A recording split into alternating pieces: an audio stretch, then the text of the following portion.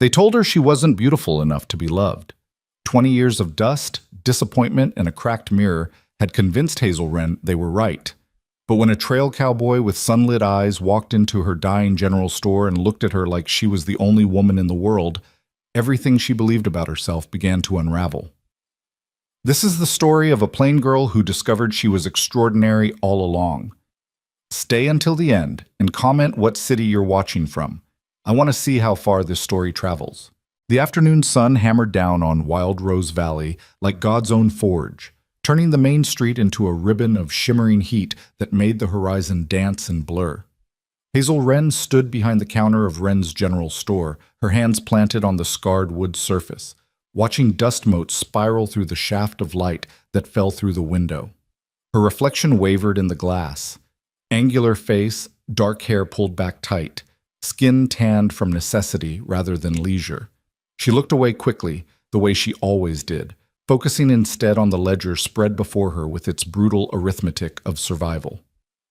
20 years old and she felt ancient. 20 years old and she couldn't remember the last time she'd felt young. The store smelled of old wood, kerosene, and the faint sweetness of the last barrel of molasses they'd probably never sell. Behind her, in the back room that served as both storage and living quarters, she could hear her father's labored breathing, the wet rattle that came after too many nights with a bottle. Samuel Wren had been a decent man once. Her mother had loved him, and Rebecca Wren hadn't been a woman who loved carelessly. But grief and whiskey had hollowed him out, left him a shell that Hazel had to keep alive with the same grim determination she brought to keeping the store's doors open. She dipped her pen in ink and returned to the numbers. They didn't lie, numbers. They didn't tell you that you were pretty when you weren't, didn't promise things they couldn't deliver. The columns told her what she already knew. They were 3 months behind on their account with the wholesaler in Blackwater. The roof needed patching before winter, and the money jar hidden beneath the floorboard in her room held exactly $17.32. Not enough for any of it. Beautiful day, ain't it, Hazel? She glanced up to see old Chester Malloy shuffling past the window, his hand raised in greeting. She lifted her own hand in response, managed a smile that felt like putting on a dress that no longer fit. Chester meant well. Everyone in Wild Rose Valley meant well. They meant well when they told her what a good daughter she was. They meant well when they mentioned how her mother would be proud. They meant well when they carefully avoided mentioning that at 20, most girls were married, or at least courted, and Hazel Wren was neither. The bell above the door chimed, a bright, cheerful sound that seemed to mock the weariness that had settled into Hazel's bones like dust. Margaret Sullivan swept in, all rustling skirts and rose water, her blonde hair perfect beneath her bonnet, her cheeks flushed with that particular glow of a woman who'd never gone hungry, never lain awake calculating whether to fix the roof or buy winter flour. Hazel, darling. Margaret's voice carried the crystalline, false warmth of women who called other women darling while cataloging their every flaw. How are you managing? I keep meaning to visit, but you know how busy things get. I'm well, Mrs. Sullivan. What can I get for you today? Hazel kept her voice level, professional, the same tone she'd use with any customer. Just some thread, the blue, if you have it, and perhaps some of that nice soap you keep behind the counter. Margaret leaned in conspiratorially, though there was no one else in the store to overhear. I wanted to tell you before you heard it from someone else. Matthew proposed last night. We'll be married in October. Matthew Sullivan, Margaret's distant cousin, visiting from Denver, a banker's son with soft hands and softer middle. Hazel had served him in the store twice. He'd looked through her both times, his gaze sliding past her like water off oiled leather. Congratulations, Hazel said, and meant it. She harbored no bitterness toward Margaret, no envy. Some women were born to silk dresses and wedding breakfasts. Some were born to calico and ledgers. I hope you'll be very happy. Oh, we will be. Matthew is so accomplished, so refined. He says Wild Rose Valley is quaint, but he thinks we should move to Denver after the wedding. Can you imagine? The theaters, the shops, the society. Margaret accepted the wrapped package Hazel handed her, placed her coins on the counter, exact change, always exact, as if overpaying by a penny might establish some obligation. You should think about coming to visit once we're settled. A change of scenery might do you good. Who knows? You might even meet someone. There are plenty of men in Denver who wouldn't mind a capable wife, even if she's not, well, even if she's not pretty, even if she's not young anymore, even if she's used goods, shop-worn, marked down for quick sale. The words Margaret didn't say hung in the air like smoke. Hazel kept her expression neutral, practiced. That's kind of you to think of me. Safe travels, Mrs. Sullivan. After Margaret left, trailing rosewater and satisfaction, Hazel stood very still, listening to her father's breathing from the back room, the creak of the building settling, the distant sound of a dog barking. She looked down at her hands, calloused, capable, the nails trimmed short because there was no point in anything else. These were the hands that had bathed her mother's body when the fever finally took her. These were the hands that counted pills for her father, that lifted flour sacks and swept floors and wrote careful numbers in ledgers. These were not hands that would ever wear a wedding ring. She told herself it didn't matter. She told herself she'd made peace with the shape of her life 3 years ago, when her mother died and the full weight of survival had settled onto her shoulders. Romance was for other women, women like Margaret Sullivan with their perfect hair and their rose water and their soft, unmarked hands.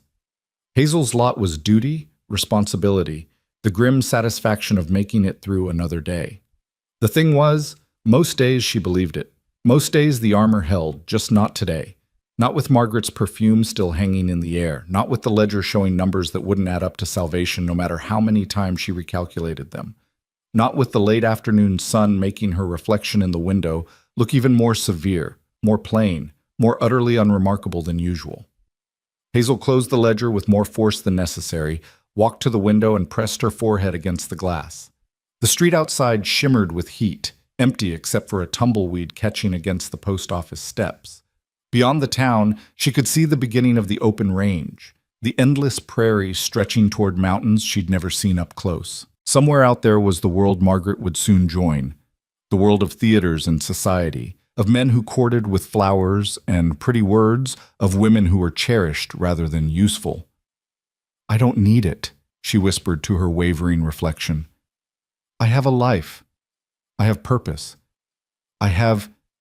She stopped because even she couldn't finish the lie. The sound reached her before the sight did. The low thunder of hoofbeats, multiple horses moving at a steady lope. Hazel straightened, squinting against the glare. A group of riders emerged from the heat shimmer, maybe 10 or 12 men on horseback, trailing pack animals. Cowboys, from the look of them, probably an outfit moving cattle to the northern ranges. They'd pass through, maybe stop for supplies, and be gone by morning. Wild Rose Valley saw a lot of passing through. The riders slowed as they reached the edge of town, their horses' hooves changing rhythm from thunder to a more measured clip-clop on the hard-packed dirt. Hazel watched them with the detached interest of someone observing a parade that had nothing to do with her. Cowboys were all the same, loud, often drunk, usually crude.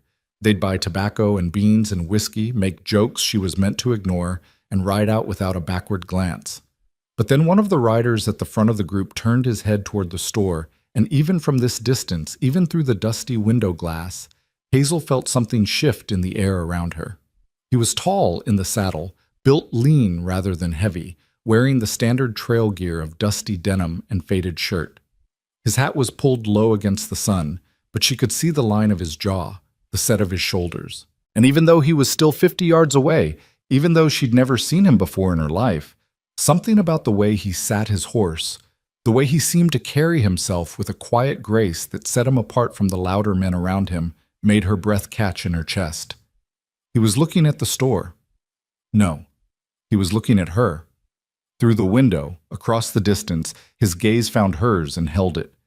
Hazel stepped back from the glass as if burned, her heart suddenly hammering.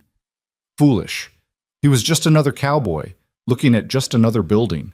She was imagining things, projecting loneliness into a stranger's casual glance. She turned away from the window, busied herself with straightening cans that didn't need straightening, told herself to stop being ridiculous. The riders moved past, heading toward the livery stable. Their voices carried on the still air, rough laughter, someone calling out about getting drunk, another voice suggesting the boarding house for supper. The sounds faded as they moved down the street. Hazel released a breath she hadn't known she was holding and shook her head at her own foolishness. 20 years old and getting fluttery over a cowboy who'd probably glanced at the store window to check his own reflection. She returned to the counter, opened the ledger again, forced herself to focus on the numbers. The afternoon wore on toward evening, the light shifting from harsh white to honey gold. A few more customers trickled in, Mrs. Chen buying rice, young Tommy Preston sent by his mother for vinegar, old Doc Winters stocking up on bandages and muttering about how the heat made people crazy and careless. Hazel served them all with her usual efficiency, made change, offered polite conversation, and carefully did not think about riders or glances or the strange flutter that had briefly disturbed her carefully maintained composure. She was in the back room checking on her father, still sleeping, mercy on them both, when the bell chimed again. She wiped her hands on her apron and returned to the front, already forming the polite greeting she'd spoken 1,000 times. But the words died in her throat. The man from the street stood just inside the door, hat in his hands, the late afternoon light falling across his face. He was younger than she'd thought at first, maybe 23 or 24, with dark hair that curled slightly at his collar and eyes that were an extraordinary shade of amber, like honey held up to sunlight. He had the lean, weathered look of someone who lived outdoors, worked hard, and ate sporadically. But there was something gentle in his expression, something courteous in the way he stood waiting for her to acknowledge him, that made him completely unlike every other trail cowboy she'd ever served. "Evening, miss," he said, and his voice was low, quiet, educated. "Hope I'm not too late for business." Hazel found her voice, though it came out slightly breathless. "No, not at all. We're open until 6. How can I help you?" He stepped farther into the store, moving with that same careful grace she'd noticed from the window. He didn't swagger or sprawl or take up more space than necessary. He looked around with genuine interest, taking in the shelves, the goods, the careful organization that Hazel had maintained through years of determined effort. "Nice store," he said simply. "You can tell someone cares about it." The compliment caught her off guard. People didn't usually notice things like that. "Thank you. It was my mother's. I do my best to keep it the way she did." His eyes returned to her face, and there was something in his gaze, not pity, not the casual assessment men usually gave women they found wanting, but something that looked almost like recognition, as if he saw something in her that she'd never seen in herself. "I'm sure she'd be proud," he said softly. Then, as if realizing he'd stepped over some invisible line of propriety, he cleared his throat and gestured toward the shelves. "I'm looking for writing paper. Good quality, if you have it. I need to write my sister. I've been on the trail for weeks, and I owe her a letter." "Of course." Hazel moved to the shelf where she kept paper goods, grateful for the excuse to turn away from that unnerving gaze. Her hands shook slightly as she pulled down a packet of good linen paper. "This is the best I have. It'll stand up to travel." "Perfect." He moved to the counter as she did, but made no move to crowd her, maintaining a respectful distance. When she placed the paper on the counter, he set his coins down gently beside it rather than tossing them across the wood the way most men did. His hands were calloused, scarred across the knuckles, but his fingers were long and careful as he counted out the exact price. "You're with the outfit that came through earlier?" Hazel asked, then immediately regretted it. She didn't make small talk with customers. Small talk led to familiarity, and familiarity with men like this, handsome, transient, kind, led nowhere good. But he nodded, seeming pleased that she'd asked. "Yes, ma'am. Turner Outfit, heading north to the high country. We'll be here tonight and gone by morning." He paused, then added, almost shyly, "My name's Cade. Cade Turner." Hazel Wren. The words were out before she could stop them, a breach of her usual professional distance. "Hazel," he repeated, and the way he said her name, carefully, as if it meant something, made that flutter return to her chest. "That's a beautiful name. Suits you." She nearly laughed at the absurdity of it, this handsome stranger calling her beautiful, even indirectly. But there was no mockery in his expression, no sly edge to his words. He looked like he meant it, impossible as that was. "Is there anything else you need, Mr. Turner?" She heard the slight frost in her own voice, the defensive walls going up. Beautiful girls got compliments, plain girls got mocked or pitied, and she didn't know which would be worse. "Cade," he corrected gently. "Just Cade." He picked up his package but made no move toward the door. Instead, he seemed to be gathering courage for something, his jaw working slightly, his fingers tightening on his hat. Finally, the words came out in a rush. "Would it be forward to ask if you might join me for supper?" The world tilted slightly. Hazel stared at him, certain she'd misheard. "I'm sorry?" "Supper," he repeated, his cheeks coloring slightly. "At the boarding house. Mrs. Fletcher's supposed to be serving pot roast tonight, and I'd be honored if you'd join me, if that wouldn't be inappropriate." 1,000 responses crowded into Hazel's throat. Yes. No. Why? "You don't mean it. This is a joke. I'm not the kind of woman men invite to supper." But what came out was a barely audible, "I don't understand." Cade's expression softened into something that looked like understanding, maybe even sympathy, though not the pitying kind. "I know I'm a stranger. I know this is sudden. But from the moment I saw you in the window, He trailed off, seemed to search for words, then tried again. "You're going to think I'm crazy, but I felt like I knew you, like I'd been looking for you without knowing it. And I leave tomorrow, and I'll regret it the rest of my life if I don't at least ask." He paused. "Please, just supper. No expectations, no obligations.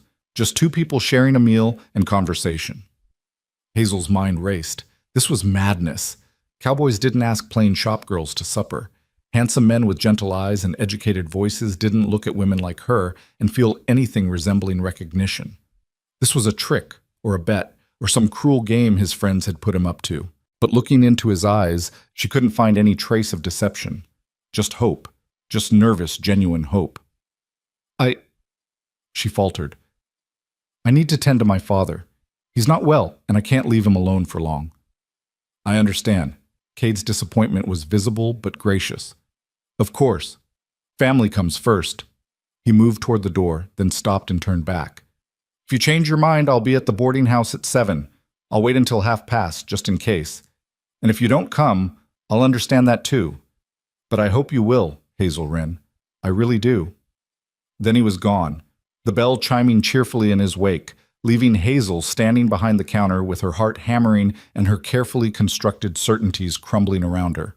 She closed the store in a daze, checking the locks twice, counting the register 3 times before getting the numbers right. In the back room, her father was awake, sitting on the edge of his cot, staring at nothing with the vacant expression that meant he'd been into the bottle she knew he kept hidden beneath the loose floorboard. "There's stew from yesterday," she said, ladling it into a bowl. "You need to eat, Papa." Samuel Wren took the bowl with shaking hands. "Your mother used to make stew," he said, his words slightly slurred. "Not as good as hers. Nothing's as good as it was." "I know, Papa." She'd had this conversation 100 times. She sat beside him, watched him eat, counted his breaths, checked his color. He was getting worse. They both knew it, neither spoke of it. When he finished, she helped him back to lying down, pulled the thin blanket over him, and stood in the doorway watching until his breathing evened into sleep.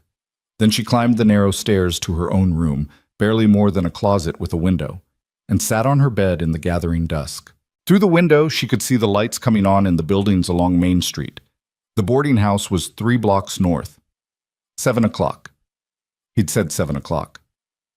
Hazel looked at her reflection in the small, cracked mirror that hung above her washstand. Same face she saw every morning, same angular features, same too wide mouth, same eyes that were an indeterminate shade between gray and green. Same dark hair that never did what she wanted, currently pulled back in a bun so tight it gave her a headache. "He's being kind," she told her reflection. "Cowboys are always kind when they want something. Tomorrow he'll be gone and you'll be right back here, and this will be a story you'll turn over in your mind until it becomes ridiculous." But what if it wasn't ridiculous? What if, just once, she let herself believe that someone might see something in her worth knowing? The thought was dangerous. Dangerous as a match in dry grass, as stepping off a cliff, as hoping for anything beyond the narrow corridor of survival she'd learned to navigate. Margaret Sullivan got supper invitations and marriage proposals. Hazel Wren got duty and endurance and the cold comfort of making it through another day. Except Cade Turner had looked at her like she was Margaret Sullivan. Like she was more than Margaret Sullivan. Like she was someone worth waiting for. Hazel stood abruptly and went to her wardrobe. Calling it that was generous. It was really just a series of hooks on the wall. She owned 4 dresses, the faded calico she wore every day, 2 others nearly identical, and 1 green skirt with a white blouse that her mother had made her 3 years ago for occasions that never came. She pulled the green skirt out, held it against herself, tried to remember the last time she'd worn something that wasn't work-stained and worn thin. "This is foolish," she said aloud. "You're being foolish." But she was already washing her face, already taking down her hair and brushing it until it fell in dark waves past her shoulders.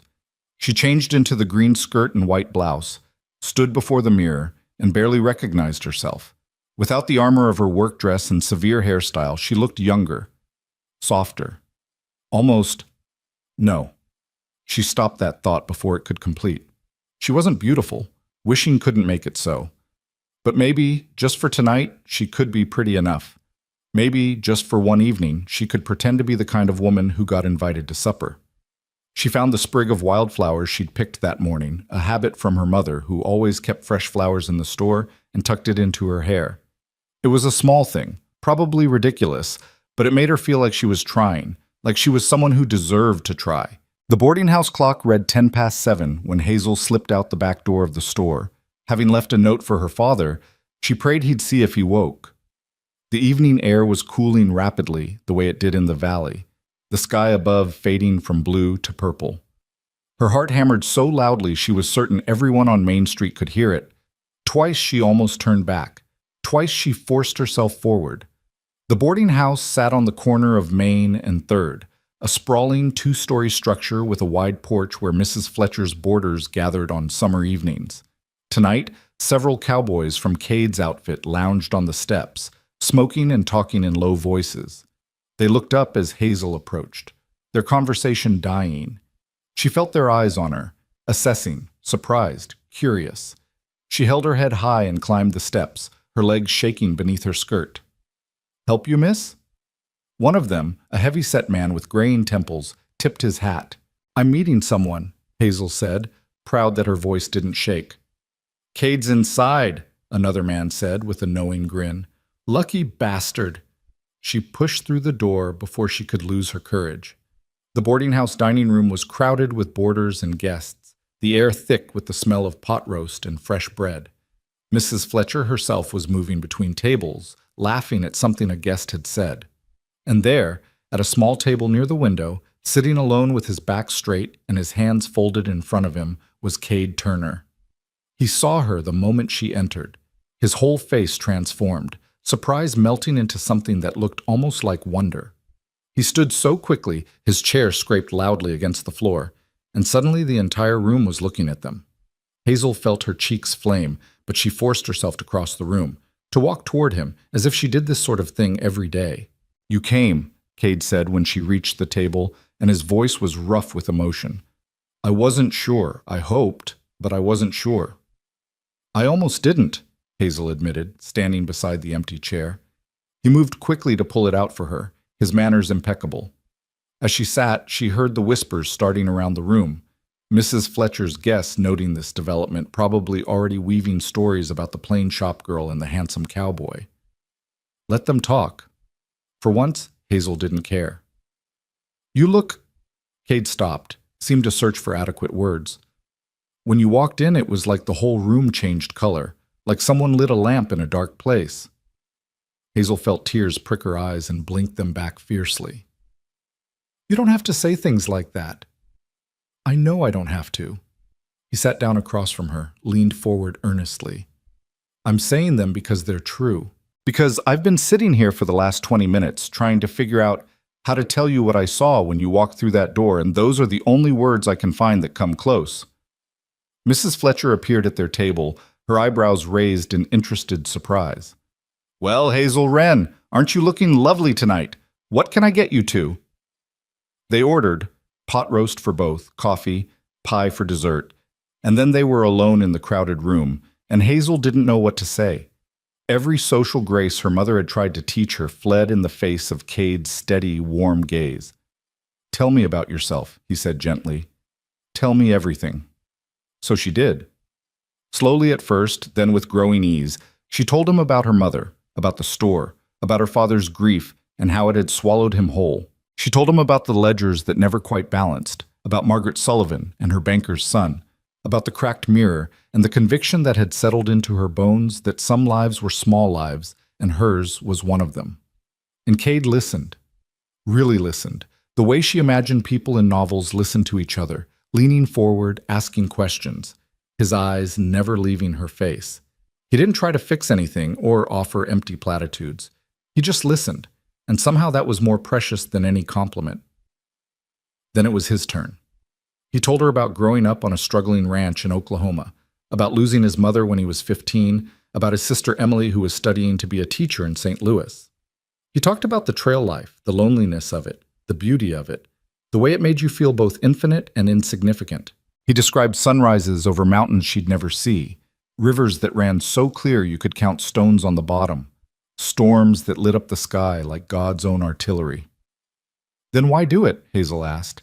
If you could have stability, a real home, why choose the trail? Cade was quiet for a moment, his fingers tracing patterns on the worn tablecloth. I guess I've been looking for something. I didn't know what until... He looked up at her, and something in his expression made her breath catch. Until I walked into that store this afternoon. The room seemed to shrink until there was nothing but the two of them, this small table, this moment that felt both impossible and inevitable. Hazel wanted to say something clever, something that would deflect the weight of what he was implying, but she couldn't.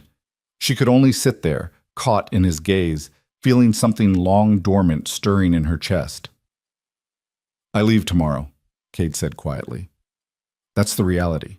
We ride north at first light, but Hazel... He reached across the table, stopped just short of touching her hand, asking permission with his eyes. When she didn't pull away, he covered her fingers with his own. I don't want to leave without knowing if I'll see you again. I live here, Hazel said, her voice barely above a whisper. I'll always be here. I can't leave my father, can't leave the store, this is my life. Then I'll come back. The certainty in his voice was almost frightening. We'll be in the high country for about 6 weeks, then we head back south. I can stop here. I can...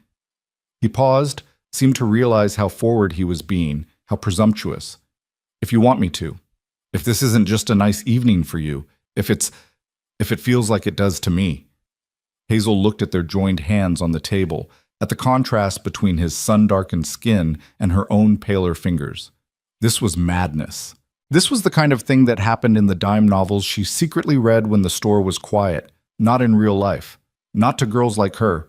But God help her, she wanted it, wanted to believe it, wanted to hope that maybe, just maybe, her life could be more than surviving. It feels like that to me too, she whispered. It shouldn't, but it does. Cade's grip on her hand tightened and his smile was like sunrise. Then I'll come back, I swear it. I'll come back for you, Hazel Wren. They stayed at the boarding house until Mrs. Fletcher started giving them pointed looks and clearing nearby tables with unnecessarily loud clattering.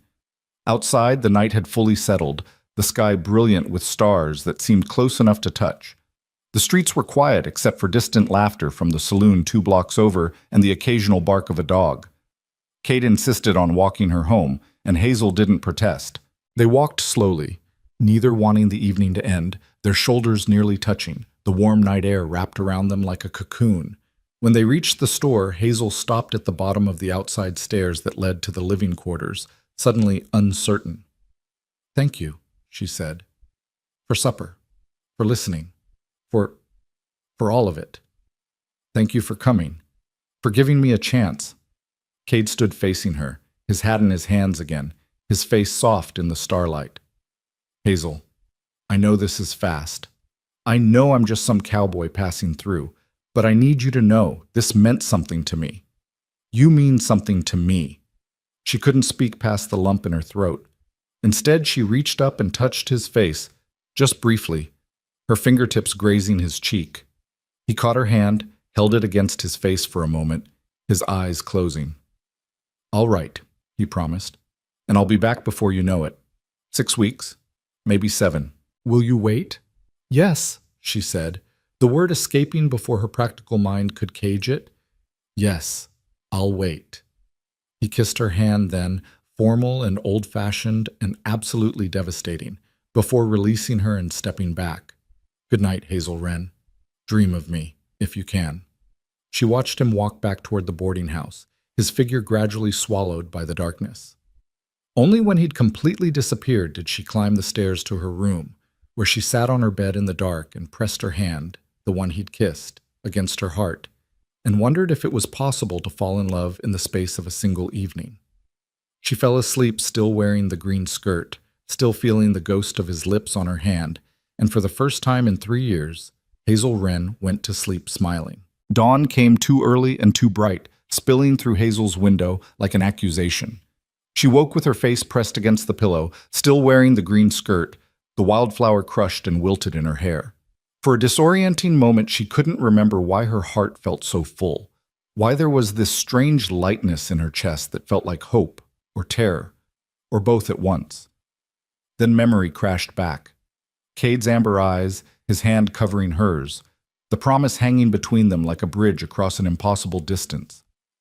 6 weeks. Maybe 7. He'd said he'd come back. She rose quickly, splashed water on her face from the basin, changed into her work calico with fumbling fingers. The wildflower fell to the floor and she picked it up, smoothed its petals carefully, then pressed it between the pages of her mother's Bible on the nightstand. A keepsake. A reminder that last night had actually happened, that it hadn't been some fever dream born of loneliness and ledgers that wouldn't balance. Downstairs, her father was already awake, sitting at the small table in the back room with his head in his hands. The bottle beside him was empty. Hazel's brief surge of happiness deflated like a punctured bladder. "Papa?" She kept her voice gentle, though frustration scraped at her throat. "You promised you'd try." "Did I?" Samuel Wren looked up at her with bloodshot eyes. "Can't remember much these days, Hazel girl. Can't remember much except that your mother's gone and nothing's right anymore." She wanted to scream at him, wanted to shake him and tell him that she was still here, that she'd sacrificed every dream she'd ever had to keep him alive and the store afloat, that his grief was eating both of them alive. But she'd learned years ago that screaming at grief was like screaming at the wind, pointless and exhausting. Instead, she made coffee, fried eggs and salt pork, set the plate in front of him with more force than necessary. "Eat. I need to open the store." Through the back window, she could see the street beginning to wake. The Turner outfit would be gathering their horses, checking their gear, preparing to ride north toward whatever work waited in the high country. Cade would be among them. The thought made her stomach twist with something she couldn't name. She opened the store at 6, same as always, sweeping the front step, arranging the display in the window, checking the register. Everything normal, everything the same as it had been yesterday morning, except she wasn't the same. Something had shifted inside her, like a door opening onto a room she hadn't known existed.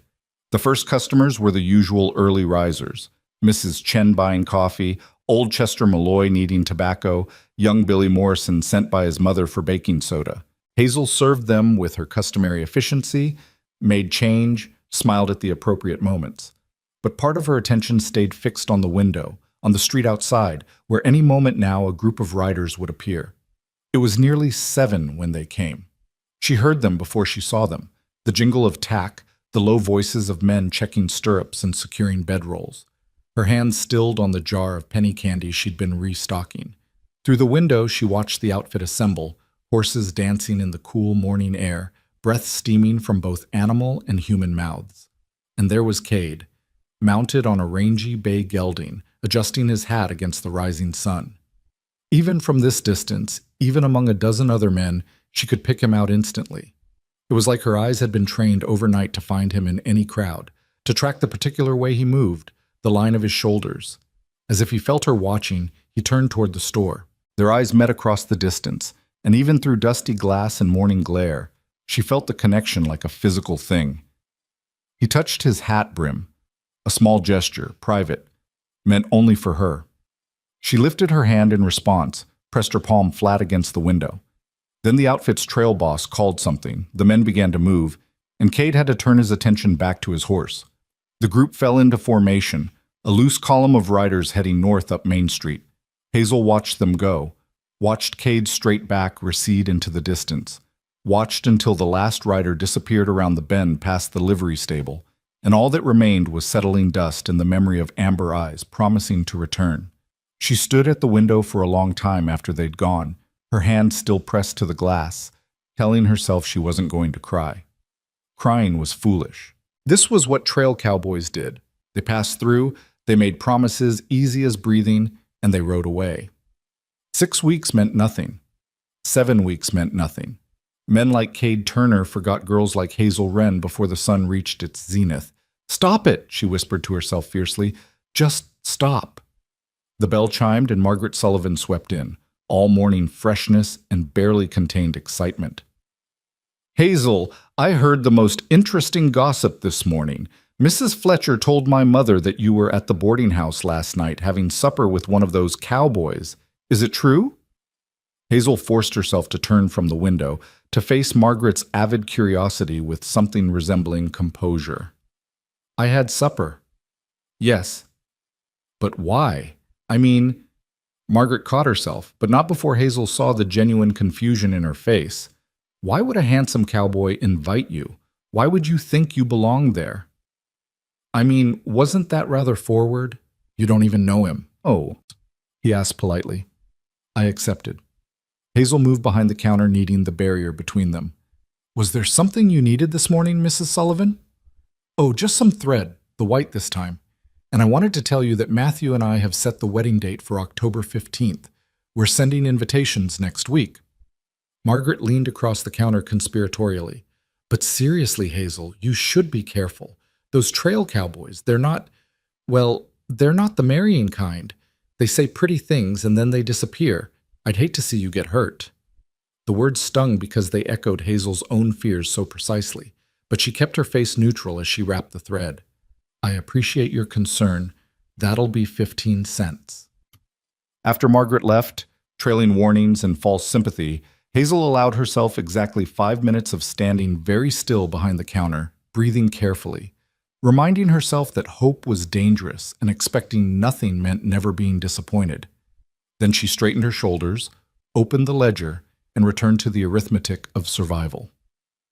The days that followed developed a strange quality, as if she were living in two worlds simultaneously.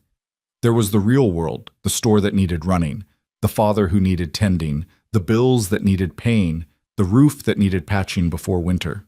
And then there was the other world, the one that existed in the quiet spaces between customers, the world where she replayed every moment of that evening, every word Cade had spoken, every look he'd given her. 3 days after he left, she found herself standing in front of her small mirror in the evening, studying her reflection with new eyes.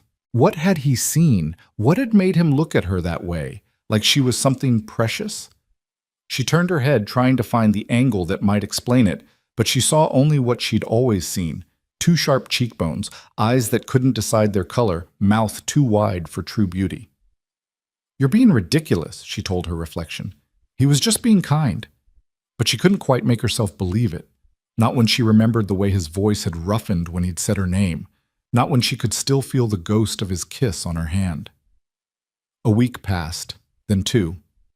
Life went on with its usual rhythms, but Hazel found herself humming while she swept, catching herself smiling for no reason while she stocked shelves. Her father noticed, emerged briefly from his fog of grief and whiskey, to peer at her with something like curiosity. "You're different," Samuel said one evening, his words only slightly slurred. "There's a light in you. Haven't seen that since before your mother." He stopped, unable to finish. "I'm fine, Papa, just fine." But she squeezed his shoulder as she passed, grateful for the brief moment of his attention. Mrs. Chen noticed too. "You look happy, Hazel girl. Something good happen?" "Just a nice evening," Hazel said carefully. "Nothing more." But there was more. There was the way her heart jumped every time the bell chimed, hoping impossibly that it might be a letter, that he might have found a way to send word. There was the way she caught herself touching her hand to her cheek, in the same place he'd touched it, as if the memory had left a physical mark. There was the way sunset took on new meaning because it meant another day closer to 6 weeks, to 7, to the possibility of seeing him again. It was Doc Winters who brought the first real news, 3 weeks after Cade had left. The old physician came in for his weekly supply of bandages and liniment, his face grave. Heard about some trouble up north, he said, counting out coins. Newman Ranch, up in the high country. Some dispute between the outfit working there and another group. Shots fired. Men hurt, maybe killed. Hazel's hands froze on the register keys. What outfit? Didn't catch the name, just heard it from a freight hauler passing through. Could be rumors, could be truth. Hard to say. Doc Winters peered at her over his spectacles. You all right, Hazel? You've gone pale. Fine, I'm fine. But her voice came from very far away. After Doc left, she stood behind the counter trying to breathe normally, trying not to let her mind spiral into terrible possibilities. Newman Ranch. Kate had said they were heading to the high country. But the high country was vast, hundreds of miles of open range and isolated ranches. It might not be his outfit. It probably wasn't. Trouble like that happened all the time in cattle country. Disputes over water rights, grazing land, accusations of rustling. But what if it was? The thought followed her through the rest of the day, through serving customers and balancing the register and making supper for her father. That night she lay awake in her narrow bed, staring at the ceiling, imagining all the ways a man could be hurt or killed on the trail, trampled by cattle, thrown from a horse, shot in some stupid argument over nothing. The frontier was littered with graves of young men who'd thought they were invincible. She got up, lit her lamp, and pulled out the sheet of writing paper she'd purchased from her own stock. She'd never written a letter to a man before, had no idea where to even send it, but she needed to do something with the fear churning in her chest. So she wrote, Dear Cade, I hope this letter finds you well and safe. I heard about trouble at Newman Ranch, and I'm worried, though I'm probably being foolish. You've likely forgotten all about the plain shop girl in Wild Rose Valley by now. But I wanted you to know that I think of you, that I'm keeping count of the weeks, that I meant what I said about waiting. Please be careful. Please come back. Yours, Hazel. She folded it carefully, sealed it with wax, and wrote Cade Turner on the outside, even though she had no address to add. Then she tucked it in her Bible beside the pressed wildflower, a letter that would never be sent, but that somehow made her feel less helpless. The 4th week brought the first real test of her hope. A different outfit came through town, heading south from the high country. Hazel positioned herself at the window as they passed, searching each face for amber eyes and a gentle smile. When she didn't find him, she told herself it meant nothing. Different outfit, different route. But disappointment settled in her stomach like a stone. One of the cowboys from the southern outfit came into the store, and Hazel found herself asking before she could stop herself, Did you happen to pass a Turner outfit up north? The cowboy, a grizzled man with a scar across his cheek, scratched his beard. Turner? Yeah, I know the outfit. They were at Newman Ranch last I heard. There was some trouble there a couple weeks back, shooting over disputed grazing rights. Don't know if the Turner boys were involved or not. Why? You know someone with them? Just curious, Hazel managed, though her hands shook as she made change. That night she couldn't eat. Her father commented on it, brief flicker of paternal concern breaking through his usual stupor. You're looking thin, girl. Not sleeping neither. What's eating at you? Nothing, Papa, just tired. But it wasn't nothing. It was the slow erosion of hope, the practical voice in her head growing louder, reminding her that cowboys made promises they didn't keep, that 6 weeks was an eternity for a man on the trail, that she'd been a fool to believe even for a moment that someone like Cade Turner would actually come back for someone like her. 5 weeks. The store's roof sprang a leak during a rare summer storm, and Hazel spent hours in the attic with a bucket and tar, trying to patch it herself because there was no money to hire help. She came down covered in black tar and cobwebs, exhausted and close to tears, and found her father passed out on the floor of the back room, the latest bottle shattered beside him. She cleaned up the glass, got him onto his cot, and sat beside him in the dark, listening to his labored breathing and wondering how much longer she could do this alone. That's when she heard it, the sound of someone knocking at the back door, even though the store was long closed. Her first thought was Cade, that he'd come back early, and her heart leaped so hard it hurt. She scrambled to her feet, yanked open the door. It was Chester Malloy, his old face concerned in the lamplight. Sorry to disturb you so late, Hazel, but I saw your lamp was still on, and I wanted to tell you there's going to be a dance at the church social hall next Saturday. The whole town will be there. You should come. Do you good to get out, have some fun, You work too hard. The disappointment was crushing. She managed to smile. Thank you, Chester. I'll think about it. But she wouldn't go. She couldn't imagine going to a dance, watching couples whirl across the floor, pretending she didn't spend every spare moment waiting for someone who was probably never coming back. 6 weeks came and went. Hazel marked it in the ledger with a small notation, July 1st, the day Cade had promised to return. She opened the store at the usual time, served the usual customers, kept herself busy with inventory and cleaning. She didn't stand at the window watching the road. She didn't let herself hope. But when the day ended with no sign of him, no letter, no word, something inside her cracked. That evening, she took the ring box from beneath her floorboard. She'd been saving for the roof, for her father's medicine, for all the practical necessities that filled her days. She counted the money slowly. $23 now. Not enough. Never enough. And suddenly the futility of it all crashed over her. What was she doing? Why was she killing herself to maintain this half-life, caring for a father who wanted to die, running a store that barely survived, waiting for a man who'd forgotten she existed? She walked to her room, pulled out the unsent letter and the pressed wildflower, and sat on her bed staring at them. Evidence of her foolishness. Proof that she'd let herself believe in something that was never real. The tears came then, hot and angry and despairing. She cried for her mother who'd died too young, for her father who died inside even though his body kept breathing, for her own loneliness, for the green skirt that hung unworn in her wardrobe, for the girl she might have been if life had dealt her different cards. And she cried for Cade Turner, for the promise he hadn't kept, for the way he'd made her believe, just for one evening, one perfect evening, that she might be someone worth coming back for. When the tears finally stopped, she felt hollow but strangely calm. She put the letter and the wildflower back in the Bible, closed it firmly, and made a decision. No more waiting, no more hoping. Tomorrow she would wake up and be practical Hazel again, the girl who survived, who endured, who asked for nothing because nothing was all she'd ever get. But tomorrow came with its own surprise. She was opening the store, still moving through the fog of her resolved despair, when she heard horses. Just a few riders, not a whole outfit. She didn't look up, wouldn't let herself look up. The bell chimed. "Morning, miss. You got any of that good writing paper left?" The voice froze her in place. She knew that voice, had replayed it in her mind 1,000 times. Slowly, not trusting her ears, she turned around.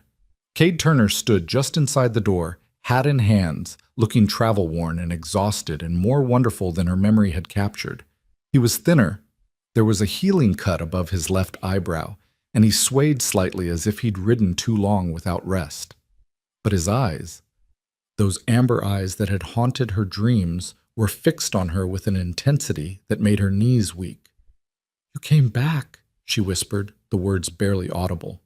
"I told you I would." His voice was rough, raw with emotion. "I told you I would, Hazel." She couldn't move, couldn't speak. This wasn't happening. She'd cried herself empty last night, had made peace with loss. She couldn't let hope back in. It would destroy her. Cade took a step forward, then another, until he stood on his side of the counter and she stood on hers, with only a few feet of space and a chasm of fear between them. "I'm late," he said. "I know I'm late. There was trouble at Newman Ranch, just like you probably heard. Shooting. Men hurt. It took longer than expected, and then, when we finally got clear, I rode straight through to get here. Didn't stop except to rest the horse. I couldn't—" His voice broke. "I couldn't stand the thought that you might think I'd forgotten, that you might think I didn't care." "It's July 4th, Hazel said numbly. "You said July 1st. "I know, God, I know. I'm so sorry." He set his hat on the counter, ran his hands through his hair in agitation. "Say something, please. Tell me I'm not too late. Tell me you haven't—" "I thought you were dead," she interrupted, and suddenly she was shaking, all the fear and grief and anger of the past weeks flooding through her. "I heard about the shooting, and I thought, I waited every day, watching the road like a fool, and you didn't come. July 1st came and went, and you didn't come, and I thought—" She couldn't finish. The tears were back, furious tears, and she hated them, hated crying in front of him, hated the weakness that made her care so much about a man she barely knew. Cade moved around the counter in 2 quick strides and pulled her into his arms. She should have pushed him away, should have maintained her dignity, but instead she found herself clinging to him, her face pressed against his chest, his heart hammering beneath her ear. "I'm here," he said into her hair, his voice shaking. "I'm here, Hazel. I'm alive and I'm here, and I'm so damn sorry I scared you. But I'm here now. I came back for you just like I promised." She pulled back enough to look up at him, needing to see his face, needing to read the truth there. "Why? Why would you come back for me? I'm nobody. I'm just—" He cupped her face in his hands, his thumbs brushing away her tears. "Don't," he said fiercely. "Don't ever say that again. You're everything, Hazel. Every night on the trail, every morning waking up under the stars, all I could think about was getting back here, getting back to you. You became my compass, my true north. You barely know me. I know enough." His eyes searched hers with desperate intensity. "I know you're brave. I know you carry the weight of this whole store, of your father, of everything on your shoulders, and you never complain. I know you pressed a wildflower in your hair for our supper, and it was the most beautiful thing I'd ever seen. I know that when I'm with you, I feel like I've finally found the place I'm supposed to be." Hazel wanted to believe him. God, she wanted to believe him so badly it physically hurt. But the voice of doubt, honed by 20 years of being overlooked, of being the plain one, the useful one, the one who was never chosen, whispered its poison. "Men like you don't fall in love with girls like me. It's some kind of mistake. You'll realize it and—" "Stop." Cade's voice was gentle but firm. He pulled something from his pocket, a small cloth bundle, and pressed it into her hand. "Open it." With shaking fingers, she unwrapped the cloth. Inside was a ring, delicate, old, a pearl set in worn gold. It glowed in the morning light filtering through the store window. "It was my mother's," Cade said quietly. "The only thing I have of hers. I've been carrying it since I was 15, waiting for the right person, for the woman I'd want to spend my life with." He took the ring from her trembling hand and held it up. "I want that woman to be you, Hazel Wren. I know it's fast, I know it's crazy, but I also know what I feel, and I know I've never felt it before, and I know I won't feel it again. So I'm asking, not proposing, not yet, that wouldn't be fair when I'm about to leave again, but I'm asking if you'll wear this ring while I'm gone, as a promise, as proof that I'm coming back, that I mean every word I've said." The store seemed to spin around her. This couldn't be real. Things like this didn't happen to women like her. But the ring was real. She could feel its weight, see the way the pearl caught the light. And Cade was real, standing before her with his heart in his eyes, offering her something she'd never dared to want. "I can't accept this," she whispered. "It's too much. If something happened to you, then you'd have something to remember me by." His voice was steady now, certain, but nothing's going to happen. "I'm going to finish this season, save every penny, and come back in the fall. And then, if you'll have me, if you haven't changed your mind, I'm going to ask you properly. I'm going to marry you, Hazel. We're going to run this store together, take care of your father together, build a life together." "You don't want a life here," she protested weakly. "You're a trail cowboy. You want the open range, the freedom—" "I want you." The simplicity of it silenced her. "I thought I wanted the trail, the wandering, but what I really wanted was a home. And home isn't a place, Hazel. It's you." She looked down at the ring in his hand, then up at his face, at the healing cut, the exhaustion, the absolute determination in his eyes. He'd ridden straight through to get here, had pushed himself and his horse to the limit because he couldn't bear the thought of her doubting him. Maybe, just maybe, this was real. "All right," she said, the words barely audible. "All right, I'll wear it." The smile that broke across Cade's face was like sunrise. He slipped the ring onto her finger. It was slightly loose, would need resizing, but it fit well enough. Then he raised her hand to his lips and kissed it, just like he had that first night, and Hazel felt something inside her chest crack open, something she'd kept locked and protected for so long she'd forgotten it was there. "I have to leave again tomorrow," Cade said, still holding her hand. "We're heading east this time, different contract. But I'll be back by October, late October at the latest. And this time I'll write. I'll send letters to the general store in every town we pass through. You'll be so sick of hearing from me, you'll be ready to give the ring back." Hazel laughed, a sound that felt rusty from disuse. I won't give it back. Promise? Promise. They stood there in the morning light, hands clasped, the ring warm on her finger, and for the first time in years, Hazel allowed herself to hope. Really hope. Not the desperate, fearful hoping of the past weeks, but the kind of hope that felt like solid ground beneath her feet. The bell chimed as the door opened, and they sprang apart like guilty children. Mrs. Chen entered, stopped short when she saw them, her eyes widening as she took in Hazel's tear-stained face, Cade's possessive stance, the ring glinting on Hazel's finger. "Oh my," Mrs. Chen said, a smile spreading across her face. "Oh my goodness, Hazel dear, are you—" "Mrs. Chen, this is Cade Turner," Hazel said, and her voice was steadier now, stronger. We're—" She looked at Cade helplessly. "I'm courting her," Cade said firmly, sliding an arm around Hazel's waist. "With intentions to marry, if she'll have me." Mrs. Chen's smile grew impossibly wider. "Well, I'll be. Hazel Wren, you dark horse. Wait until I tell Mr. Chen. Wait until I tell everyone. The whole town will be so happy for you, dear," after Mrs. Chen left, probably already composing the gossip she'd share at every stop on her morning rounds. Cade and Hazel looked at each other and burst out laughing. The secret was out. By noon, all of Wild Rose Valley would know that plain Hazel Wren had somehow captured the heart of a handsome cowboy. The whispers would start, the speculation, the doubt. Margaret Sullivan would probably have a dozen theories about what Cade really wanted. Let them talk. For once, Hazel didn't care. She spent the rest of that day in a daze. Cade stayed as long as he could, helping her stock shelves, carrying heavy boxes, charming every customer who came through the door. He met her father, who emerged from his fog long enough to shake Cade's hand and mumble something about Rebecca would have liked him. And when evening came and the store finally closed, they sat on the steps out back, watching the sun set over the valley, Hazel's hand in his, the ring catching the last golden light. "I don't want you to go," Hazel admitted quietly. "I know. I don't want to go either." Cade squeezed her hand. "But this is the last season. I'm going to save every penny I earn. And when I come back, I'm done with the trail life. Done with wandering. I'm coming home to you for good." "Home," Hazel repeated, testing the word. It had always meant burden, responsibility, survival. But the way Cade said it, it sounded like promise, like beginning, like something worth building. They sat in silence for a while, not needing words, just the warmth of each other's presence and the deepening twilight. Finally, Cade stood, pulled her to her feet, and held her close. "Thank you," he said into her hair. "For what?"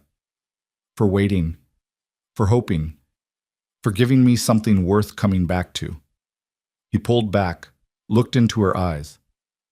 "I love you, Hazel Wren. I know it's too soon to say it. I know we've only spent a handful of hours together, but I've never been more certain of anything in my life. I love you." The tears came again, but they were different this time. Not grief or fear, but overwhelming emotion, the feeling of being seen, being chosen, being loved. "I love you too," she whispered. "God help me, I do." He kissed her then, soft and sweet and careful, like she was something precious that might break. And when he finally pulled away, they were both trembling. "October," he said firmly. "Late October. I'll come back for you, and we'll figure out the rest together, all right?" "All right." She watched him ride away at dawn the next morning, the ring heavy on her finger, her heart somehow both breaking and soaring. The store needed opening, the ledgers needed updating, her father needed tending, but for once the weight of it all felt different, lighter, because she wasn't carrying it alone anymore, because someone had looked at her and seen not a burden but a treasure, because Cade Turner loved her. And this time, she believed it. The days after Cade's departure should have been unbearable, but they weren't. They were different in a way Hazel couldn't quite articulate. The same tasks, the same routines, but shot through with light. She caught herself humming while she swept the floor, smiling at customers for no reason, touching the ring on her finger like a talisman. Mrs. Chen had been true to her word. By the end of that first day, the entire town knew about Hazel Wren and her cowboy, and the reactions ranged from genuine happiness to barely concealed skepticism. Margaret Sullivan came in on the third day, her face a study in confused disbelief. She circled the counter like a cat stalking prey, her eyes fixed on the pearl ring that Hazel no longer bothered to hide. "So it's true then," Margaret said finally. "You're actually engaged to that cowboy." "Not engaged yet, but promised." Hazel kept her voice level, refusing to be baited. "Hazel, I don't mean to be unkind, but don't you think this is all rather sudden? You barely know him. He could be, well, he could be anyone. What do you really know about Cade Turner?" Margaret's tone suggested she was being helpful, saving Hazel from her own foolishness. "I know enough." Hazel met Margaret's eyes steadily. "I know he's honest. I know he keeps his promises. I know he sees me, Margaret, really sees me." Margaret's face softened slightly, perhaps recognizing something genuine in Hazel's voice. "I hope you're right. I truly do. I'd hate to see you hurt." She paused, then added with unexpected sincerity, "You look different, you know. Happier, it suits you." After Margaret left, Hazel stood at her post behind the counter and realized that for the first time in her life, she didn't care what Margaret Sullivan or anyone else thought. Let them doubt. Let them whisper. She knew what she felt, knew what she'd seen in Cade's eyes. That was enough. The first letter arrived 2 weeks later, delivered by the mail coach driver who made his weekly rounds through Wild Rose Valley. Hazel's hands shook as she took the envelope, seeing her name written in Cade's careful script. She waited until the store was empty, then sat on the stool behind the counter and opened it with trembling fingers. "My dearest Hazel, we're camped tonight outside a town called Silver Creek, about 60 miles east of where I left you. 60 miles feels like 600 when every step takes me farther from where I want to be. I'm riding by firelight, the other men already asleep around me, and I keep thinking about that last evening we spent sitting on your back steps. I think I could live a whole lifetime in moments like that and die happy. How is your father? How is the store? I know these seem like mundane questions, but I want to know everything about your days. I want to picture where you are, what you're doing, when I'm lying under these stars missing you. The work here is hard but honest. We're moving a herd for a rancher who lost half his hands to gold fever. Fool's errand if you ask me, because the only gold I'm interested in is the band I plan to put on your finger come October. I'm saving every penny. Got it sewn into the lining of my saddlebag where no one can find it. By the time I see you again, I'll have enough for us to start properly. Dream of me if you can spare the time between all that running of your empire. I dream of you every night. Yours always, Cade." Hazel read the letter 3 times, pressing it against her chest between readings, feeling the physical evidence of his thoughts connecting across the distance. That evening, after closing the store and feeding her father, she sat at the small table in her room and composed her reply. The words came haltingly at first.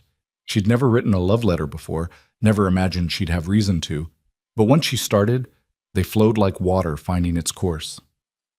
Dear Cade, your letter arrived today and I've read it so many times I can recite it from memory. 60 miles feels impossibly far, but knowing you're thinking of me makes it bearable. The store keeps me busy, which is both blessing and curse. Blessing because the days pass faster, curse because I want time to slow down so I can savor every moment leading up to October. My father has good days and bad days. On the good days, he asks about you. On the bad days, he forgets you exist. But he remembered enough on one good day to tell me that my mother would have liked you, and coming from him, that's everything. Mrs. Chen brought me fresh eggs yesterday and stayed to chat about her grandchildren, and I realized I was actually enjoying the conversation instead of just enduring it. You've changed something in me, Cade Turner. You've made me want to be part of the world again instead of just surviving in it. I do dream of you, every night, and I wake up reaching for something that isn't there yet, but will be. October feels both impossibly far away and terrifyingly close. What if you get here and realize you've made a mistake? What if, no. You told me not to think that way, and I'm trying. I'm trying to believe I'm worth coming back for. The ring sits on my finger like a promise, and I touch it 100 times a day to remind myself this is real. Stay safe. Come back to me. Yours, Hazel. The letters became a lifeline. Every week or two, sometimes more frequently, the mail coach would bring another envelope, and Hazel would devour Cade's words like sustenance. He wrote about the work, long days in the saddle, river crossings that went badly, nights so cold his coffee froze in the cup. But he also wrote about the beauty. Sunrises that painted the world in colors that had no names, the way a hawk circled overhead, like it was writing messages in the sky, the profound silence of the prairie at midnight when it felt like he and the stars were the only things in existence. And he wrote about her, about how he couldn't see a wildflower without thinking of the sprig she'd worn in her hair, about how he'd told his sister Emily about her in his last letter, and Emily had written back saying she couldn't wait to meet the woman who'd finally captured her wandering brother's heart, about how he was counting the days, marking them off in a little notebook he kept in his pocket, 43 days until October, then 37, then 29. Hazel wrote back faithfully, filling her letters with the small details of her life that she'd never imagined anyone would care about. She told him about old Chester Malloy's rheumatism, about the barn cat that had kittens in the store's supply closet, about the traveling preacher who'd come through town and stayed for a week of revival meetings that had everyone stirred up and speaking in tongues. She told him about her fears, that the roof was getting worse, that her father was getting worse, that she sometimes woke up in the middle of the night certain this was all a dream and she'd wake to find herself alone again. Those fears are real, Cade wrote back. But so is this. So am I. So are we. Hold on to that when the doubts come calling. 6 weeks after Cade left, Hazel woke to discover her father hadn't gotten up. She found him on his cot, conscious but unable to move his left side, his face slack on one side, words coming out slurred and wrong. Doc Winters came quickly, examined him with gentle efficiency, then sat Hazel down in the store's back room with the kind of grave expression that preceded bad news. "He's had a stroke," Doc said bluntly. "A bad one. He might recover some function, but I doubt he'll ever be the same. You need to prepare yourself, Hazel. This could be the beginning of the end, or he could linger like this for months, maybe years. Either way, he's going to need constant care." The weight of it crashed over her like a wave. Constant care meant she couldn't run the store properly, couldn't serve customers while also watching him, making sure he ate, helping him to the privy, keeping him clean. The arithmetic was brutal and immediate. She'd have to hire help for the store, which meant money she didn't have, or close the store during the hours she tended him, which meant losing even more money they couldn't afford to lose. "How much would a nurse cost?" she asked, though she already knew the answer would be impossible. Doc Winters named a figure that made her stomach drop. "But I might know someone who could help part-time for less. Mrs. Kowalski, the widow on 3rd Street. Her husband died last year and she's looking for work. Good woman, patient, knows how to tend the sick. I can ask her if you'd like." "Yes, please." Hazel heard her own voice from far away. "Whatever we can afford." After Doc left, she sat beside her father's cot, holding his good hand, watching his chest rise and fall. His eyes tracked her face, and she could see the fear in them, the awareness that he was trapped in a body that no longer obeyed him. For the first time in years, she saw the man he'd been before grief had hollowed him out, her mother's husband, the father who'd taught her to read, who'd carried her on his shoulders when she was small.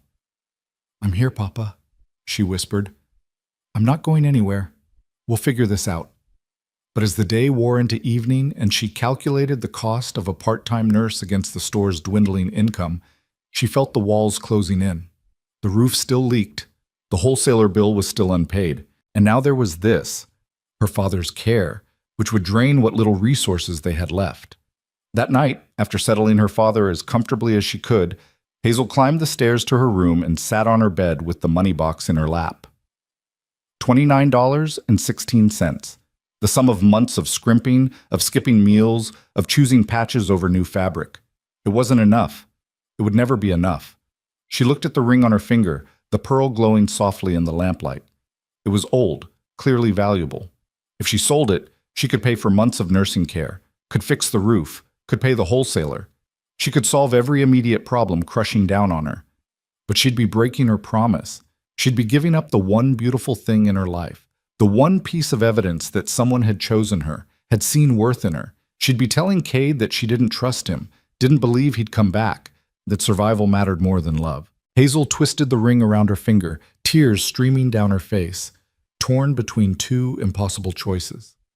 She sat like that for hours, until the lamp burned low and the night grew cold, unable to decide, unable to see a way forward that didn't require sacrificing something essential. Finally, she slid the ring off her finger and held it in her palm.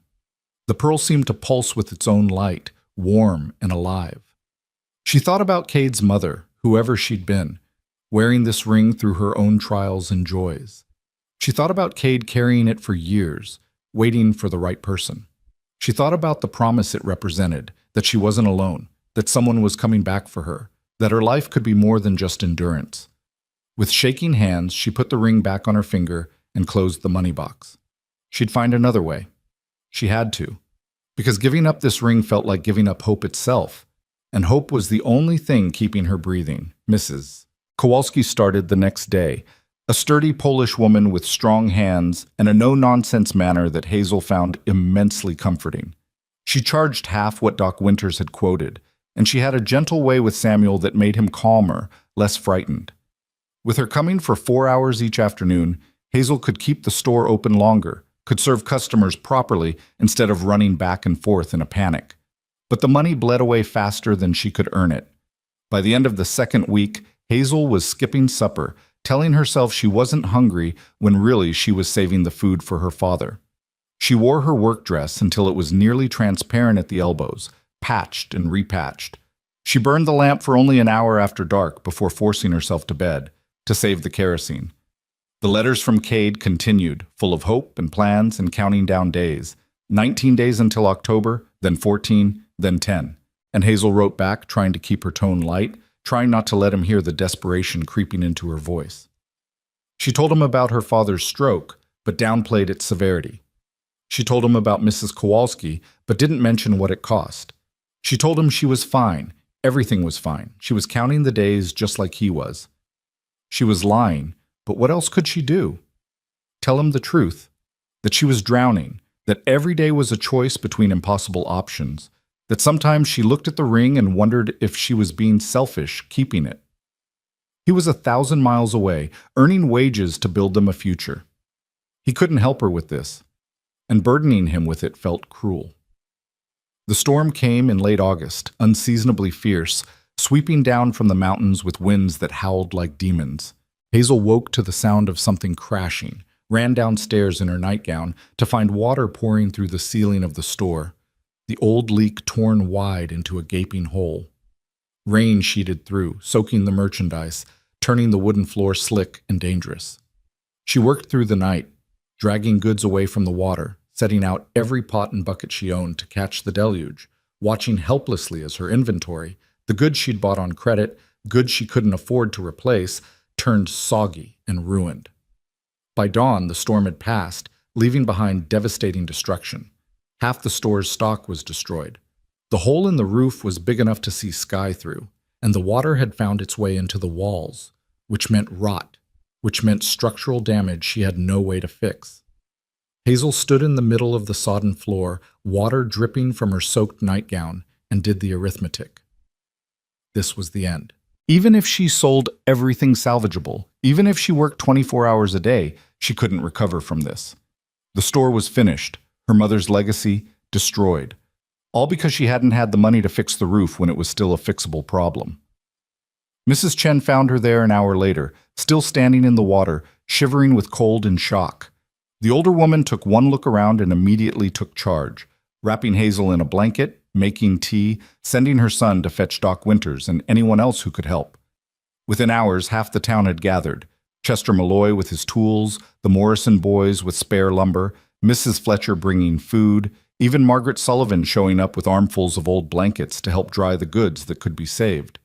They worked together through the day, this small town that Hazel had always felt peripheral to, proving that she was more a part of them than she'd known. By evening, they'd cleared the water, salvaged what they could, and patched the roof well enough to keep out any future rain. Chester refused payment for his work, and when Hazel protested, he just patted her shoulder and said, "Your mama helped my wife when she was dying. This is just paying forward." That night, exhausted beyond measure, Hazel sat in her room and composed a letter to Cade. Her hand shook as she wrote, and for the first time she couldn't hide the truth. Dear Cade, something terrible has happened. There was a storm, and the roof gave way and destroyed half the store's inventory. The town helped me patch it, but the damage is done. I'm trying to calculate whether I can recover from this, and I don't think I can. I've been lying to you in my letters, saying everything is fine when it isn't. My father is getting worse, not better. The money is running out. Some days I'm not sure how we'll make it to next week, much less October. I don't know why I'm telling you this now. Maybe because I'm too tired to pretend anymore. Maybe because I need you to know that if you've changed your mind about coming back, I'd understand. You signed up for a girl running a store, not a girl who's drowning in debt with a dying father and a business that's barely surviving. I'm not trying to release you from your promise. God knows I'm selfish enough to want you to keep it, but I need you to know what you'd be coming back to. The truth, not the pretty version I've been painting in my letters. I love you. That's the one thing I haven't lied about. But love doesn't pay debts or fix roofs or bring back stock that's been ruined by rainwater. I'm sorry. I'm so sorry. I don't know what else to say except that I'll understand if you decide this is too much. Hazel. She sealed the letter and sent it with the next mail coach, then spent the following days in a haze of exhaustion and dread. She worked the store during every hour it was open, tended her father when Mrs. Kowalski wasn't there, fell into bed each night too tired even for dreams. The ring felt heavy on her finger, a reminder of promises that seemed increasingly impossible to keep. 8 days until October. Then 6. Then 4. No letter came from Cade.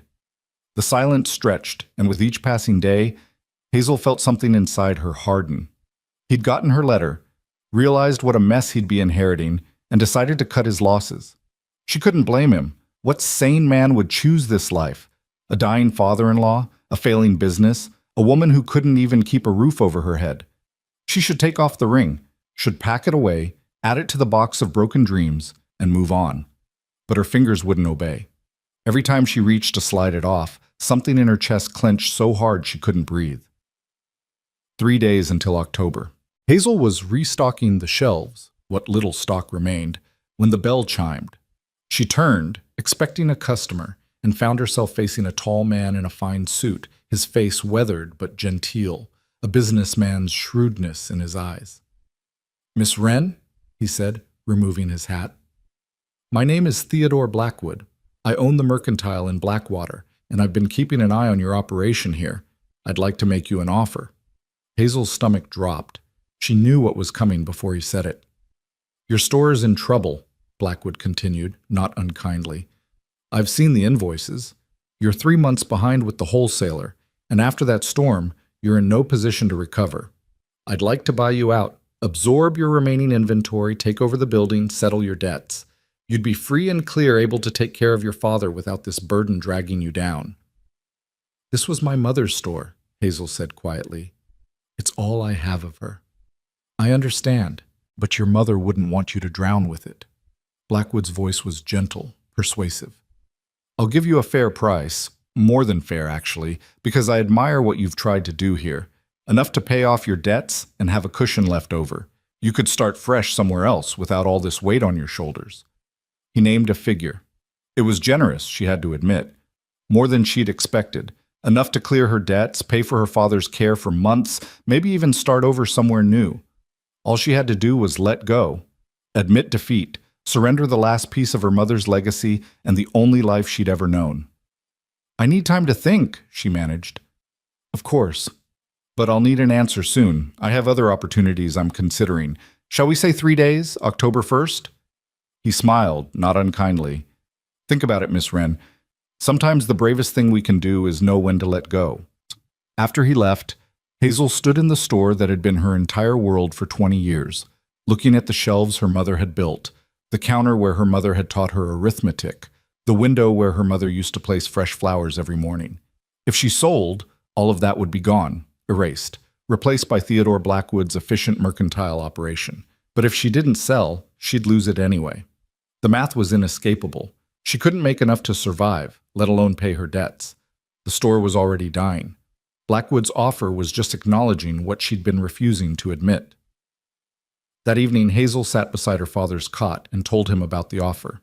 He looked at her with his one good eye, the other still slack and useless, and squeezed her hand with his functioning fingers. "What your mother want?" he managed to slur out. Hazel felt tears prick her eyes.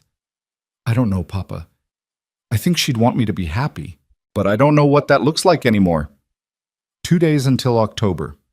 The silence from Cade stretched like an open wound. Hazel found herself standing at the window during slow moments, watching the road the way she'd sworn she wouldn't, hoping against hope that maybe, just maybe, he'd come early, that he'd ride in with some solution she couldn't see, that he'd make everything right. But the road stayed empty. October 1st arrived gray and cold, the first real hint of the winter coming. Hazel opened the store mechanically, going through familiar motions that felt like saying goodbye. Today was the day Blackwood wanted his answer. Today was also the day Cade had promised to return, though the sun was already past noon and there was no sign of him. She'd been a fool to hope. Cowboys made promises easily and broke them just as easily. He was probably halfway to California by now. Or maybe he'd met some pretty girl in one of the towns along his route, someone without crushing debts and dying fathers, someone who could smile without it feeling like work. The ring on her finger suddenly felt like mockery. She twisted it around, preparing to finally take it off, to pack it away with all her other broken dreams when the bell chimed. Hazel looked up, expecting Blackwood come for his answer, and froze. Cade stood in the doorway, travel-worn and dusty, his face haggard with exhaustion, but his eyes, those amber eyes that haunted her dreams, were fixed on her with an intensity that made her knees weak. "I got your letter," he said, his voice rough. 10 days ago, I got your letter, and I rode straight through to get here. Changed horses 3 times, damn near killed myself getting back." He took a step forward, then another, crossing the store like he was crossing a battlefield. "And the whole way here, I kept thinking about what you wrote, that you'd understand if I changed my mind, that I might decide this was too much." Hazel couldn't breathe, couldn't speak. This was it, the moment where he told her gently that he couldn't do this, couldn't take on her disasters, couldn't love someone whose life was falling apart. But Cade kept coming until he stood right in front of her, and the expression on his face wasn't retreat. It was fierce, determined, almost angry. "Did you really think," he said quietly, "that a damaged roof would scare me away? That debt would make me love you less? That I'd hear your life was hard and decide you weren't worth it?" He cupped her face in his hands, his thumbs brushing away tears she hadn't realized were falling. "Hazel Wren, I don't love you because your life is easy. I love you because you're the strongest, bravest, most remarkable woman I've ever met. I love you because you carry impossible weight and you keep going. I love you because when I look at you, I see home." "The store is dying," she whispered. "There's a man who wants to buy it. I think I have to sell. Everything my mother built, everything I've tried to save, it's all falling apart, Cade." "Then we'll let it fall," he said simply, "and we'll build something new from the pieces. Together." He reached into his coat and pulled out a leather pouch, heavy with coins. "I saved every penny, every single penny from 3 months of work. It's not a fortune, but it's a start. We can pay your debts, fix the roof properly, restock the shelves, or we can sell to Blackwood and start something completely new. I don't care which we do, Hazel. All I care about is doing it with you." She stared at the pouch in his hand, at the evidence of months of labor and sacrifice, at the proof that he'd meant every word he'd ever said to her. "You'd give this to me? Your whole season's wages?" "I'd give you everything." His voice broke slightly. "Don't you understand that yet? I came back for you, Hazel. Not for the store, not for the town, not for anything except you. Marry me. Right now, today. Say yes, and we'll figure out the rest together." And there it was, the question she'd been waiting for, dreaming of, terrified of. Not the promise of a future proposal, but the actual, real question, offered in the ruins of her old life with the courage to build a new one. Hazel looked at this man who'd ridden through exhaustion to reach her, who'd saved his wages not for himself but for them, who was standing in her dying store offering not rescue but partnership. She looked at the ring on her finger that she'd refused to take off even when everything else was falling apart. She looked at the store that had been her prison and her purpose, and realized that maybe, just maybe, it was time to choose something else. Yes, she whispered. Yes, I'll marry you. Cade's smile was like sunrise breaking through storm clouds. He kissed her then, deep and desperate and full of relief, his arms wrapping around her like he could hold back the whole world as long as she was in them. And Hazel kissed him back, pouring 3 months of fear and loneliness and hope into it, letting herself believe that maybe happiness was possible, maybe love was real, maybe she deserved this after all. When they finally broke apart, both breathing hard, Cade rested his forehead against hers. We're going to be all right, he said firmly. Whatever we decide about the store, whatever comes next, we're going to be all right. How can you be so sure? Because, he said, pulling back to look into her eyes, we have each other, and that's more than enough to build a life on. The bell chimed again, and they turned to find Theodore Blackwood standing in the doorway, taking in the scene with raised eyebrows. Miss Wren, I've come for your answer about my offer. Hazel looked at Cade, who squeezed her hand but left the decision to her. She thought about her mother, about the store that had been everything to her family for 2 decades. But she also thought about what her mother had really valued, not the building or the inventory, but family, love, the courage to make hard choices. Mr. Blackwood, she said steadily, I appreciate your offer, but I'm going to decline. This store was my mother's dream, and I'm not ready to let it go just yet. With my fiancé's help, I think we can turn things around. Blackwood looked between them, then nodded slowly. I understand. The offer stands if you change your mind. He tipped his hat and left, his footsteps fading into the afternoon. Cade turned to her, eyebrows raised. Are you sure? We could take his money, start fresh without all this debt. I'm sure. And surprisingly, she was. This store is part of who I am, part of us now. If we can save it, I want to try. But if we can't... She took a breath. If we can't, then we'll let it go and build something new, together. Together, Cade agreed and kissed her again. That evening, they sat with her father and told him their plans. To marry as soon as the traveling preacher came through again, to use Cade's wages to settle the debts and repair the store, to build a life together in Wild Rose Valley. Samuel Wren squeezed Cade's hand with his good one and managed to slur out something that sounded like blessing and good man. Later, alone in the quiet after-closing hours, Cade and Hazel sat on the back steps under a sky brilliant with stars, planning their future in low voices, her head on his shoulder, his arm around her waist. The store might still fail, her father might still die. Winter was coming and money would be tight. But for the first time in years, Hazel wasn't facing it alone. What are you thinking? Cade asked softly. Hazel looked at the ring on her finger, then up at the stars, then at the man beside her who'd kept every impossible promise. I'm thinking that I was wrong about myself, about what I deserve, about what my life could be. And what's that? She smiled, and it felt natural, easy, true. This. Exactly this. He kissed her temple, tightened his arm around her. Then let's make sure you get it, every day, for the rest of our lives. And sitting there in the dark, with autumn turning toward winter, and the future uncertain but no longer terrifying, Hazel Wren finally understood what it meant to be loved. Not for being perfect or pretty or easy, but for being herself, strong and scared and stubborn and brave, all at once. Worthy not because someone had finally seen her, but because she'd always been worth seeing.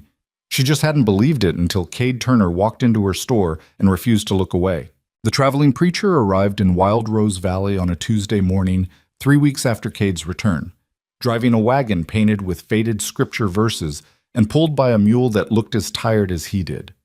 Reverend Calloway was a weathered man in his 60s who'd been making the circuit through frontier towns for 30 years, marrying couples, baptizing babies, and burying the dead with equal parts solemnity and efficiency.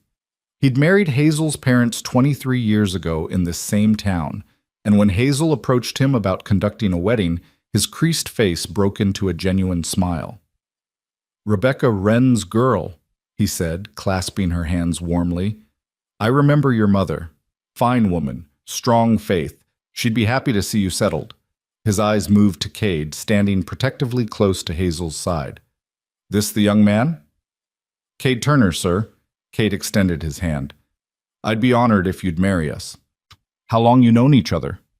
Not long by calendar measure, Cade admitted, but long enough to be certain. Reverend Calloway studied them both with eyes that had seen countless frontier romances, some that lasted, many that didn't. Whatever he saw must have satisfied him because he nodded slowly. I'll be in town through Sunday. That give you enough time to prepare? More than enough, Hazel said, and meant it. She didn't need a fancy wedding with months of planning. She just needed to be Cade's wife, to make official what her heart had already decided. The news spread through Wild Rose Valley like wildfire. Mrs. Chen immediately appointed herself coordinator of the event, enlisting Mrs. Fletcher for the wedding breakfast, organizing the church ladies to prepare the small community chapel, and generally treating Hazel's wedding as if it were the social event of the season. Margaret Sullivan came by the store with an unexpected offer. I know we haven't always been close, Margaret said, choosing her words carefully, but I'd like to lend you my wedding dress. It needs letting out. You're taller than me, but Mrs. Chen is handy with a needle, and it would be a shame for you to marry in calico when you don't have to. Hazel was so surprised she almost refused out of pure habit, but something in Margaret's expression, genuine kindness without any undercurrent of superiority, made her reconsider. That's incredibly generous. Are you sure? I'm sure. Matthew and I will be married in Denver with all the fancy trimmings, but you're marrying for love, Hazel.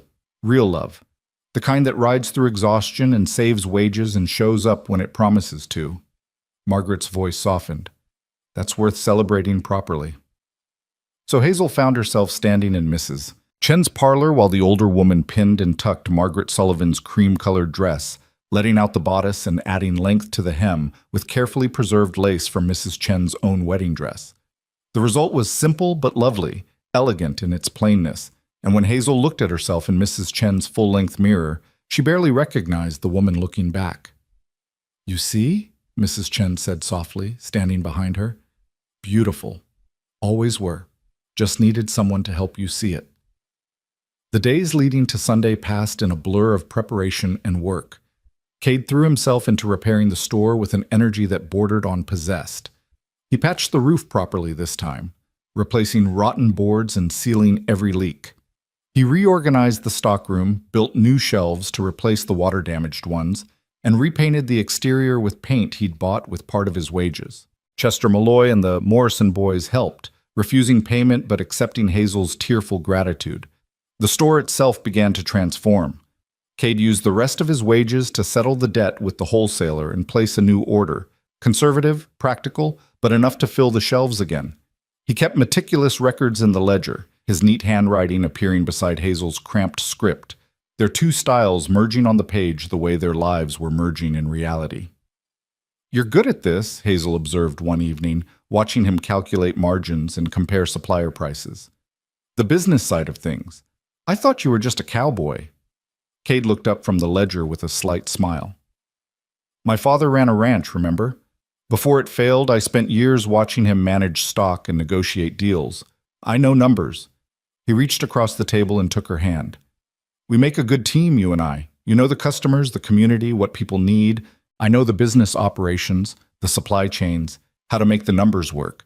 Together, we might actually make this place thrive instead of just survive. Together, Hazel repeated, loving the sound of that word more each time she heard it. But not everything was smooth sailing. Her father's condition continued to deteriorate. Mrs. Kowalski came daily now, her services paid for with part of Cade's wages, but even her competent care couldn't stop Samuel Wren's slow decline. He had moments of clarity where he seemed almost himself, asking about the store, trying to smile when Cade visited, even attempting to give fatherly advice in his slurred, difficult speech. But those moments grew fewer and farther between, separated by longer stretches of confusion and exhaustion. 3 days before the wedding, Hazel sat beside her father's cot in the quiet evening hours, holding his hand and talking to him, even though she wasn't sure how much he understood. I wish you could walk me down the aisle, Papa. I wish Mama could be here to see this. I wish... Her voice broke. I wish so many things were different. Samuel's good hand squeezed hers with surprising strength. His mouth worked for a moment before words came out, clearer than they'd been in weeks. Happy. Your mother would be so happy. Good man. Let him love you. I will, Papa. I promise.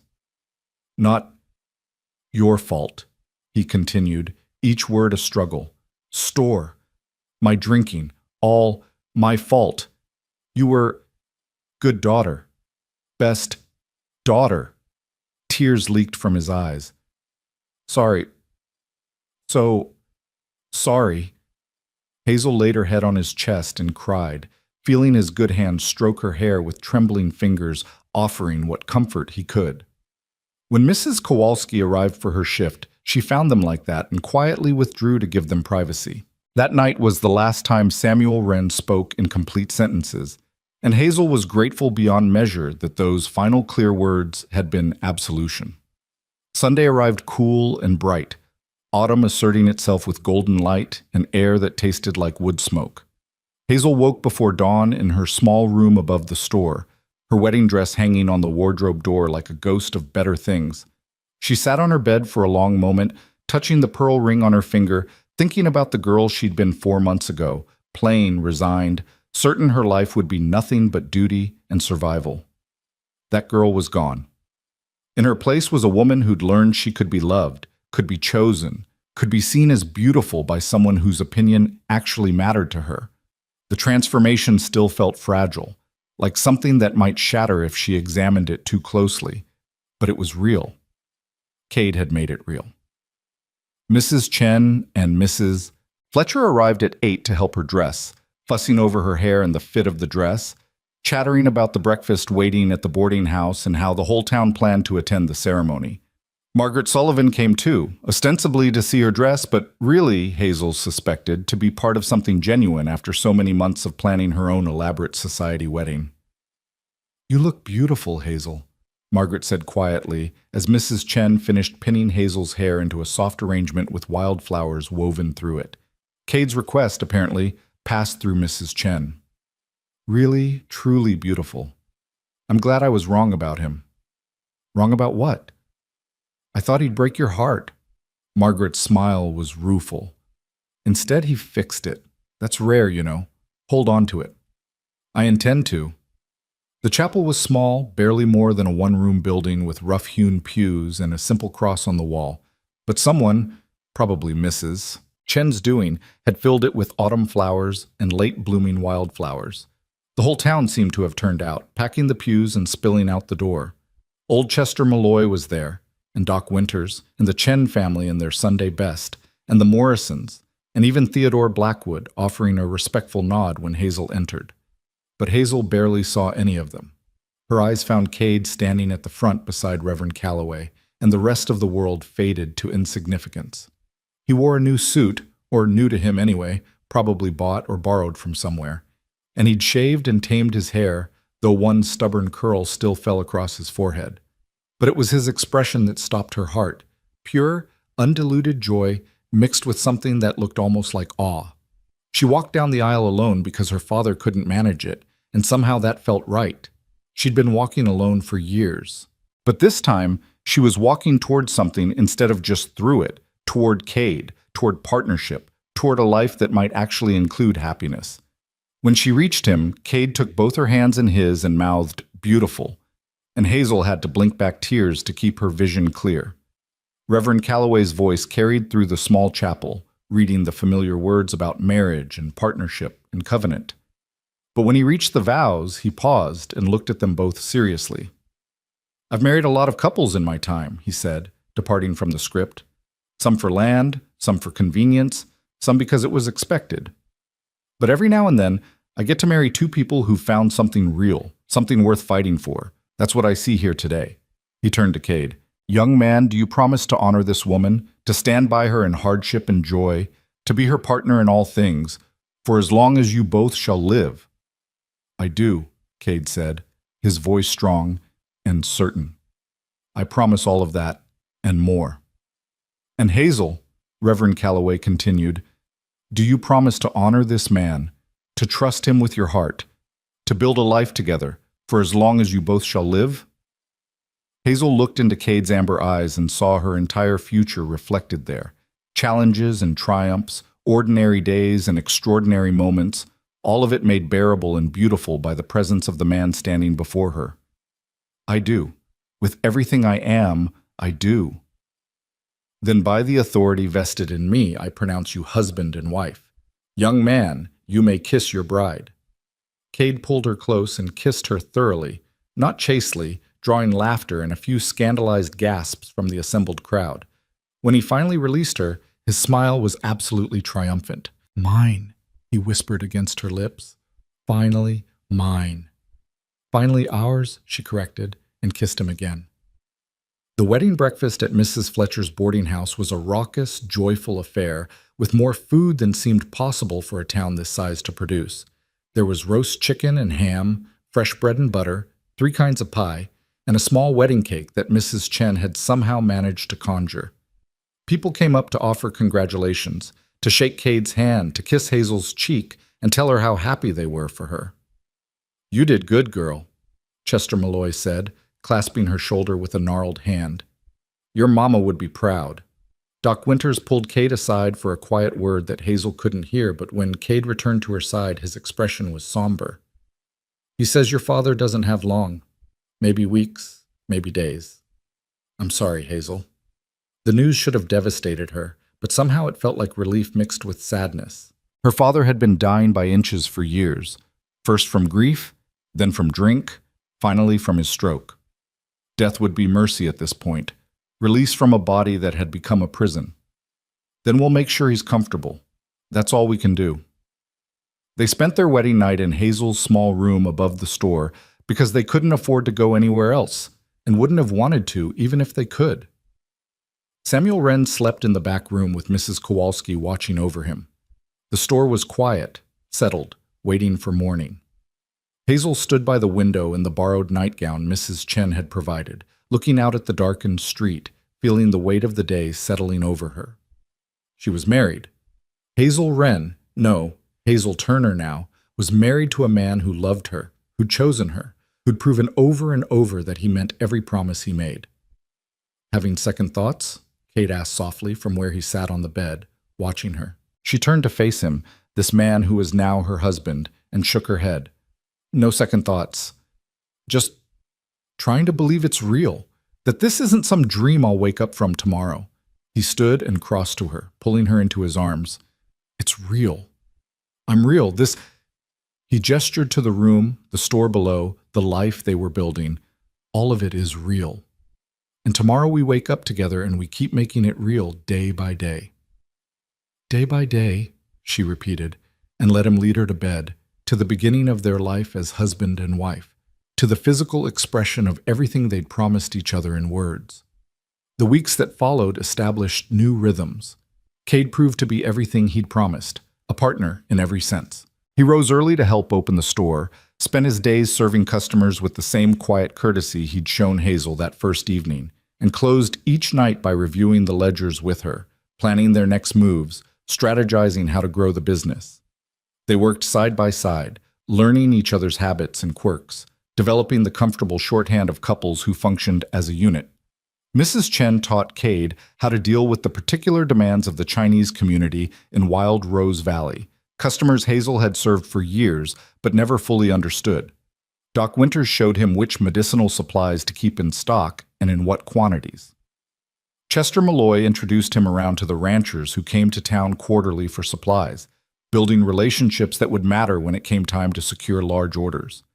And slowly, painfully slowly, the store began to turn a profit. Not much at first, just a few dollars here and there after all expenses were paid.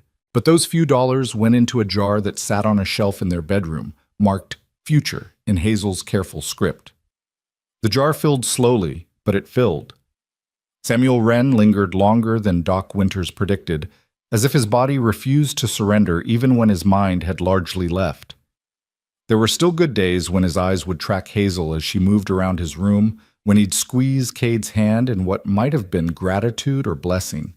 But mostly he slept, his breathing growing shallower and more labored with each passing week.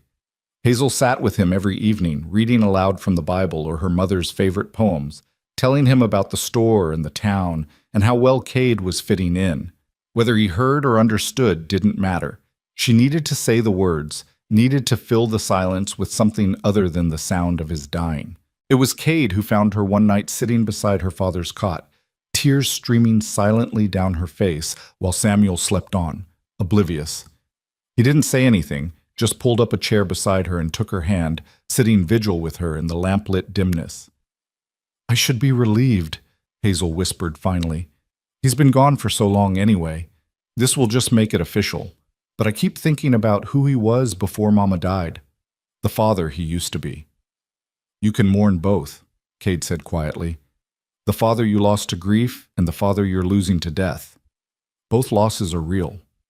"How did you get so wise?" "Lost my own parents, remember? I know what it's like to watch someone disappear by inches and not be able to stop it." His thumb traced circles on the back of her hand. "But I also know that life goes on. Not in spite of the grief, but alongside it. We carry our dead with us, Hazel. They become part of who we are." Samuel Wren died on a cold November morning, slipping away so quietly that Mrs. Kowalski didn't realize he'd gone until she tried to wake him for his breakfast. She came to find Hazel in the store, her round face solemn with sympathy, and delivered the news with simple directness. "Your papa's passed, dear, peacefully in his sleep. He didn't suffer." Hazel felt the news like a physical blow despite knowing it was coming. Cade was there instantly, his arms around her, holding her upright while the world tilted and righted itself. She didn't cry, not then. The tears would come later, she knew, in unexpected moments when grief ambushed her. But right then she felt only a strange, hollow relief mixed with exhausting sadness. They buried Samuel Wren beside his wife in the small cemetery on the hill overlooking Wild Rose Valley. The whole town turned out again, offering condolences and casseroles, the same community support they'd shown for the wedding, now directed toward mourning. Reverend Calloway spoke words about resurrection and reunion, about a man who'd loved deeply and grieved deeply and now was at peace. Standing beside the grave with Cade's arm around her waist, Hazel looked at her parents' headstones, Rebecca Wren, beloved wife and mother, and now Samuel Wren, beloved husband and father, and felt the weight of their legacies settling onto her shoulders. The store was hers now, truly hers. Theirs, she corrected herself, glancing at Cade, theirs to shape and build and transform. "What are you thinking?" Cade asked as they walked back down the hill after the burial, the November wind cutting through their coats. "I'm thinking that this is the end of something," Hazel said slowly. "My father's death, my old life, all the years of just surviving. But it's also a beginning, isn't it? We get to decide what comes next." "We do." Cade pulled her closer against the cold. "So what do we want? What does the future look like?" Hazel was quiet for a long moment, considering. "I want the store to thrive, not just survive. I want to be part of this community instead of just serving it.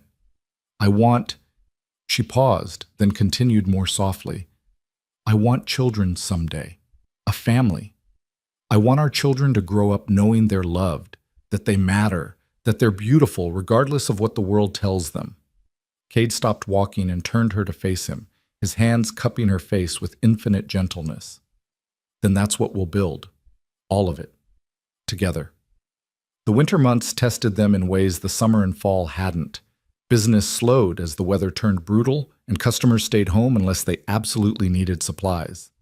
The store grew cold despite their best efforts to heat it, forcing them to huddle close to the small stove in the back room during the slowest hours. Money was tight again, though not desperately so, and they learned to stretch every dollar, to make do, to find joy in small economies.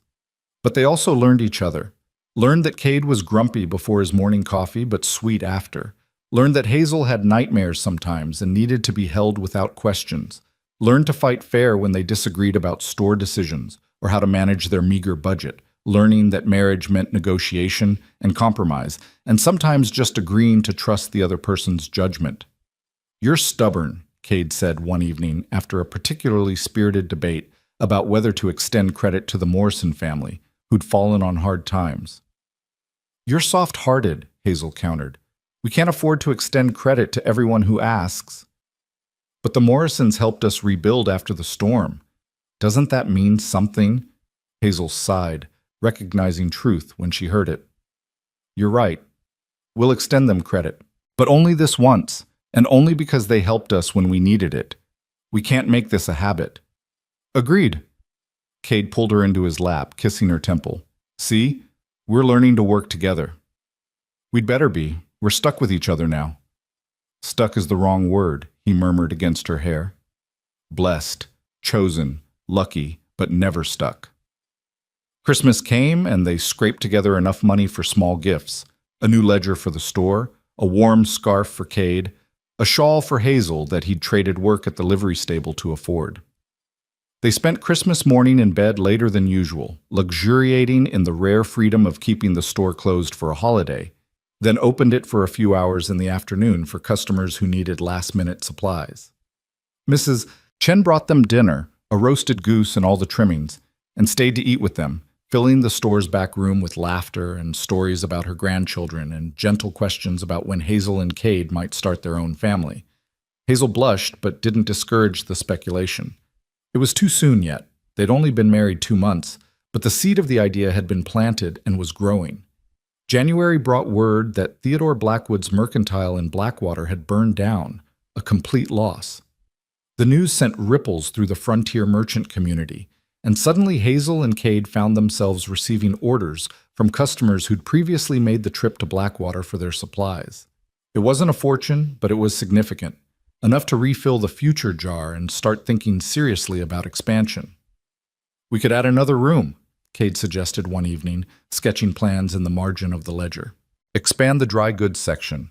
Maybe add a proper office so we're not working at the kitchen table. That would take money we don't have yet, Hazel said cautiously, though her heart raced at the possibility. Then we save for it. We plan for it. We make it happen. His enthusiasm was infectious, and Hazel found herself smiling despite her natural caution. All right, let's make it happen. February brought a surprise visitor, a well-dressed woman in her mid-20s who arrived on the afternoon coach with 2 large trunks and an uncertain smile. She pushed open the store's door and looked around with bright, curious eyes that bore a striking resemblance to Cade's. Is there a Cade Turner working here? She asked, her accent marking her as city-educated. I'm looking for my brother. Cade emerged from the stockroom carrying a crate and froze when he saw her. Emily? Hello, Cade. Her smile widened. Surprise? What followed was a chaos of introductions and explanations. Emily Turner had completed her teaching certificate and been offered a position at the new school in Wild Rose Valley, a position she'd accepted without telling Cade because she'd wanted to surprise him, and also because after months of receiving letters about the remarkable Hazel Wren, she'd wanted to meet this woman who'd captured her wandering brother's heart. He wrote about you constantly, Emily told Hazel over dinner that evening, her eyes twinkling. Every letter was, Hazel did this, and Hazel said that, and you should see how strong she is. I started to think you must be some kind of frontier saint. Hardly, Hazel said, but she was smiling. Your brother tends toward exaggeration when it comes to me. No exaggeration, Cade interjected firmly. Just truth. Emily stayed with them for 2 weeks while she settled into her new position and found lodgings with Mrs. Fletcher at the boarding house. But she was at the store constantly, helping with customers, offering suggestions for improving the display of goods, and most importantly, becoming the sister Hazel had never had. They fell into easy friendship, united by their affection for Cade and their shared determination to make lives for themselves on the frontier. He loves you so much it's almost embarrassing, Emily confided one afternoon when Cade was out making deliveries. I've never seen him like this. When our mother died, something in him shut down. He stopped believing in permanent things, stopped letting himself hope. You brought him back to life. He did the same for me, Hazel said quietly. I thought I was done, thought my life was already decided, already lived. Then he walked into my store and everything changed. That's how you know it's real, Emily said wisely, when someone doesn't just fit into your life but transforms it completely. By March, the store was thriving in ways Hazel had never imagined possible. They'd become the primary supplier for 3 surrounding ranches, were doing steady business with the growing Chinese community, and had even started a small lending library in one corner. Emily's idea? implemented with books donated from her personal collection and a few purchased with store profits.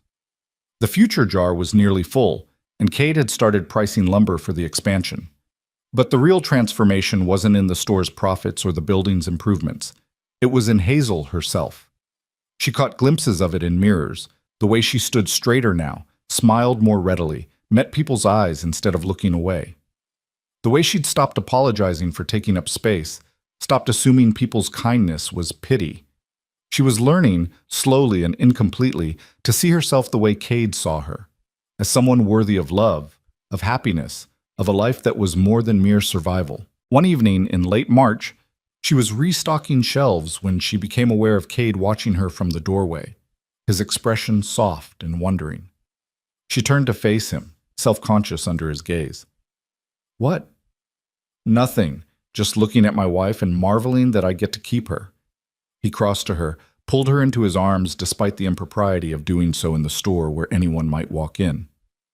"Do you know what today is? Wednesday? It's 6 months since I first walked into this store and saw you standing behind that counter. 6 months since my life changed completely." His voice was thick with emotion.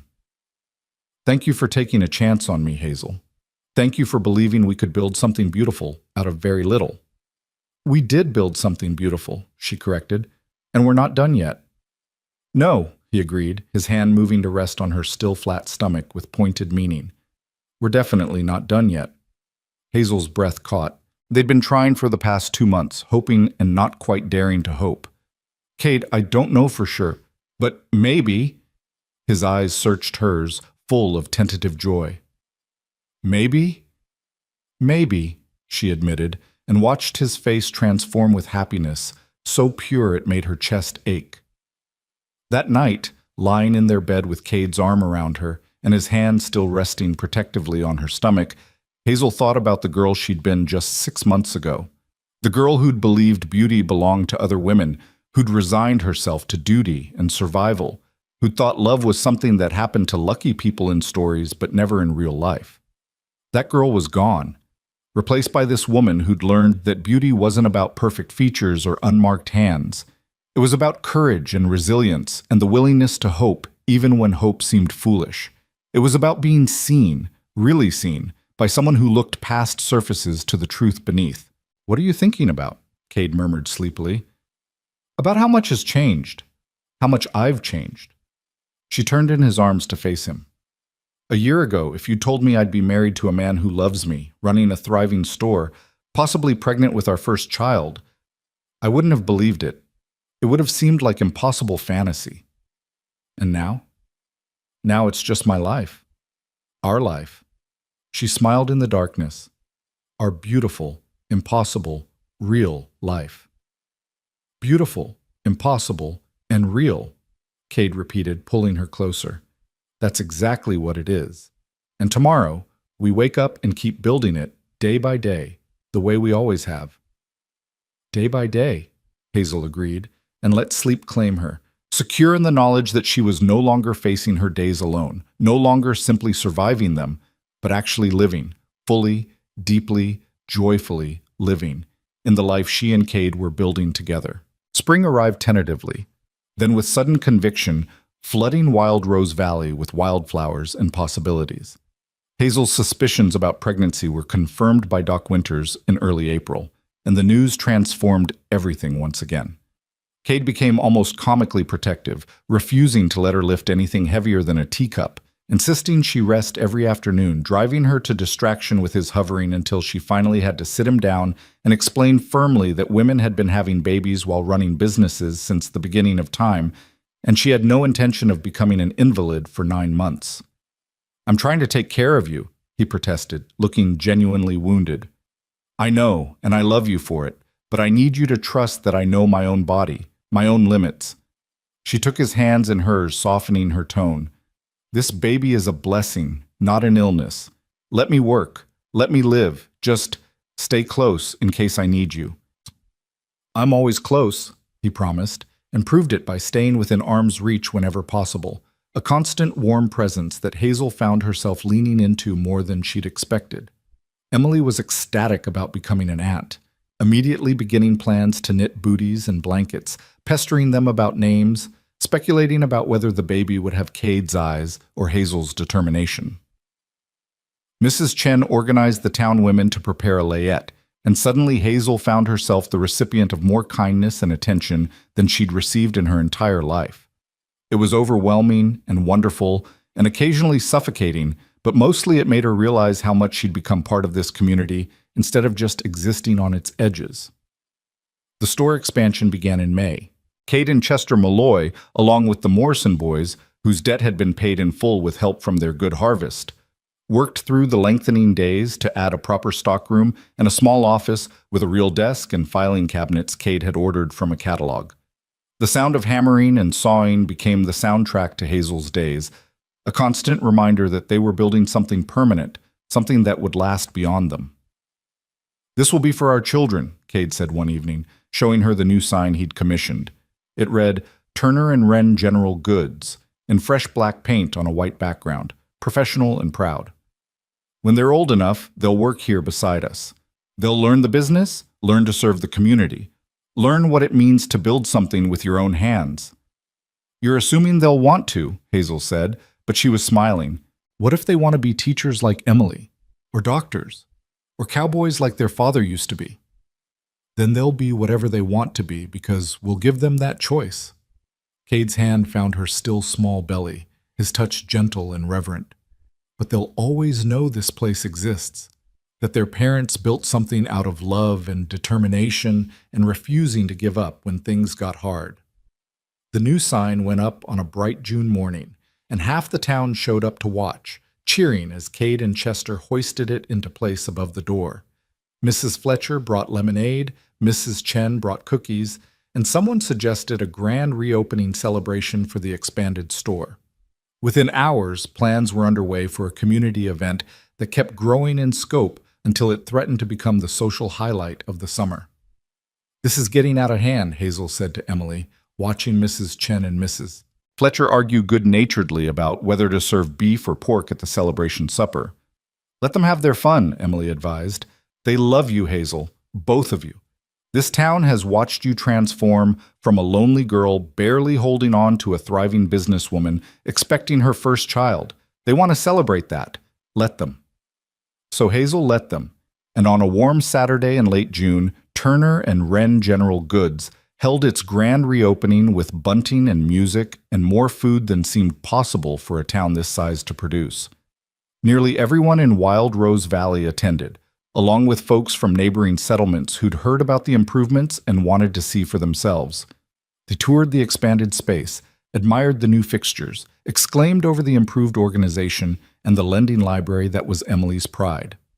Theodore Blackwood showed up unexpectedly, having made the trip from where he was rebuilding in Blackwater.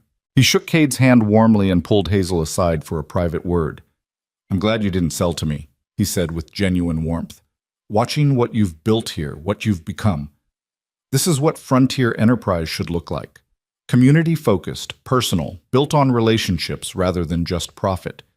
You've created something special, Mrs. Turner." "We've created it," Hazel corrected gently. "Cade and I together. I couldn't have done any of this alone." "But you're not alone anymore, are you? That's the real success story here." Blackwood tipped his hat and moved away to examine the new stockroom, leaving Hazel standing in the midst of her crowded store, surrounded by community and celebration, feeling the baby flutter for the first time beneath her ribs. She pressed her hand to her stomach, tears pricking her eyes at the sensation. Life. New life, growing inside her. The physical manifestation of everything she and Cade had built together. Hope made flesh. Love made tangible. "You all right?" Cade materialized at her side, always attuned to her moods. "The baby moved," she whispered, taking his hand and pressing it to where she'd felt the flutter. "Just now, the baby moved." His face transformed with wonder. They stood there in the middle of the celebration, hands pressed together over their growing child, and Hazel felt a completeness she'd never known was possible. This was home. This was family. This was the life she'd never dared dream of, manifest and real and hers. But Summer's joy was tempered by unexpected challenge.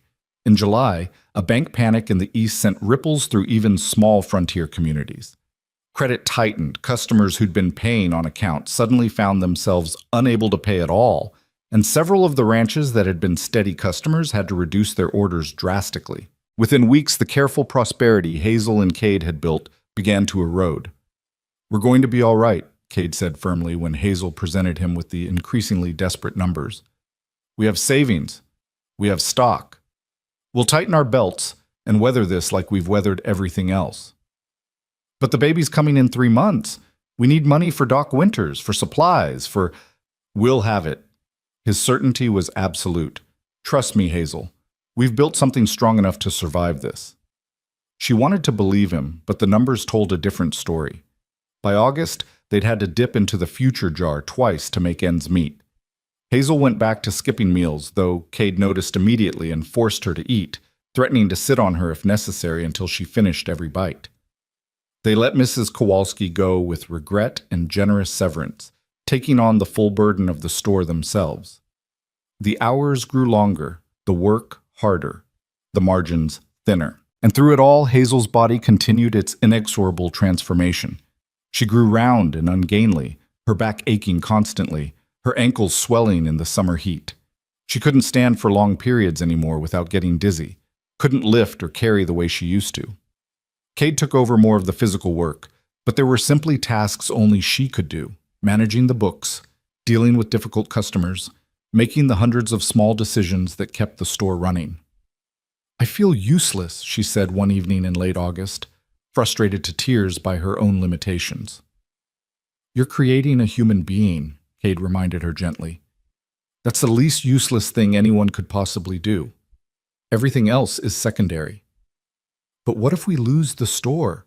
What if all this work, everything we've built, what if it's all for nothing?" He pulled her into his arms, careful of her swollen belly. "Then we'll start over. We've done it before, we can do it again. The store is just a building, Hazel. What matters is us. This family we're making, nothing else." His words helped, but the fear lingered. She'd worked so hard to transform her life, to become someone more than just duty-bound survival. The thought of losing it all, of sliding back into that desperate existence she'd fought so hard to escape, was almost paralyzing. September brought a crisis that tested them like nothing before. A traveling salesman came through town offering to buy their entire stock at 30 cents on the dollar, an insulting lowball, but cash money when they desperately needed it. He gave them 2 days to decide, and for 48 hours, Hazel and Cade barely spoke to each other, both thinking through the terrible arithmetic of survival. "If we sell, we'll have enough to get through winter and the baby's birth," Hazel said finally, staring at the numbers for the 100th time. "We could restock in spring if the economy improves." Start over again. "If we sell, we lose all our leverage with the wholesaler. We lose our reputation as a reliable supplier. We might not recover." Cade rubbed his face tiredly. "But if we don't sell and we can't make it through winter, we could lose everything anyway." They sat in silence, the weight of the decision crushing down on them both. Finally, Hazel stood, awkwardly, her hands bracing her lower back, and moved to the window, looking out at the street where this whole improbable story had begun.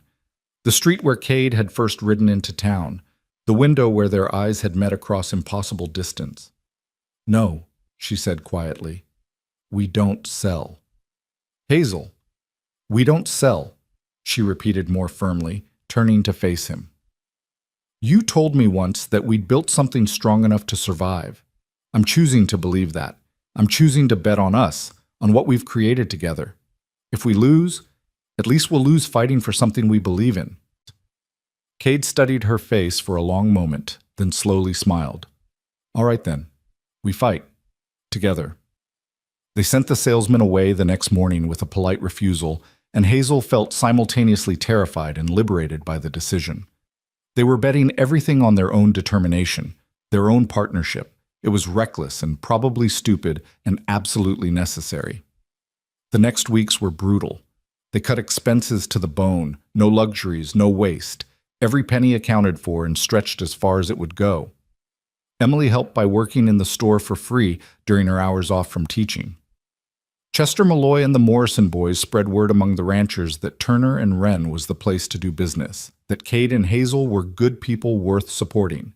Mrs. Chen organized the Chinese community to shift their purchasing to the store instead of ordering from Blackwater. Slowly, painfully slowly, the tide began to turn. Small orders started coming in. Customers who'd been buying on credit managed to pay their accounts. The bank panic began to ease, and money started flowing again. Not freely, but enough to breathe. By October, they'd stopped hemorrhaging money. By early November, they were breaking even again. And all the while, Hazel's body prepared for the imminent arrival of their child. Doc Winters examined her regularly, pronounced everything progressing normally, warned Cade to prepare for anything because first babies were unpredictable. Emily had everything ready: tiny clothes washed and folded, blankets softened with handling, a cradle that Chester Malloy had built and placed in the bedroom Hazel and Cade shared. The baby came on a cold November night, arriving with the first real snowfall of winter. Hazel's labor began at closing time, progressed rapidly through the evening, and by midnight had Doc Winters calling for hot water and clean towels and reminding Cade that pacing wore out the floorboards.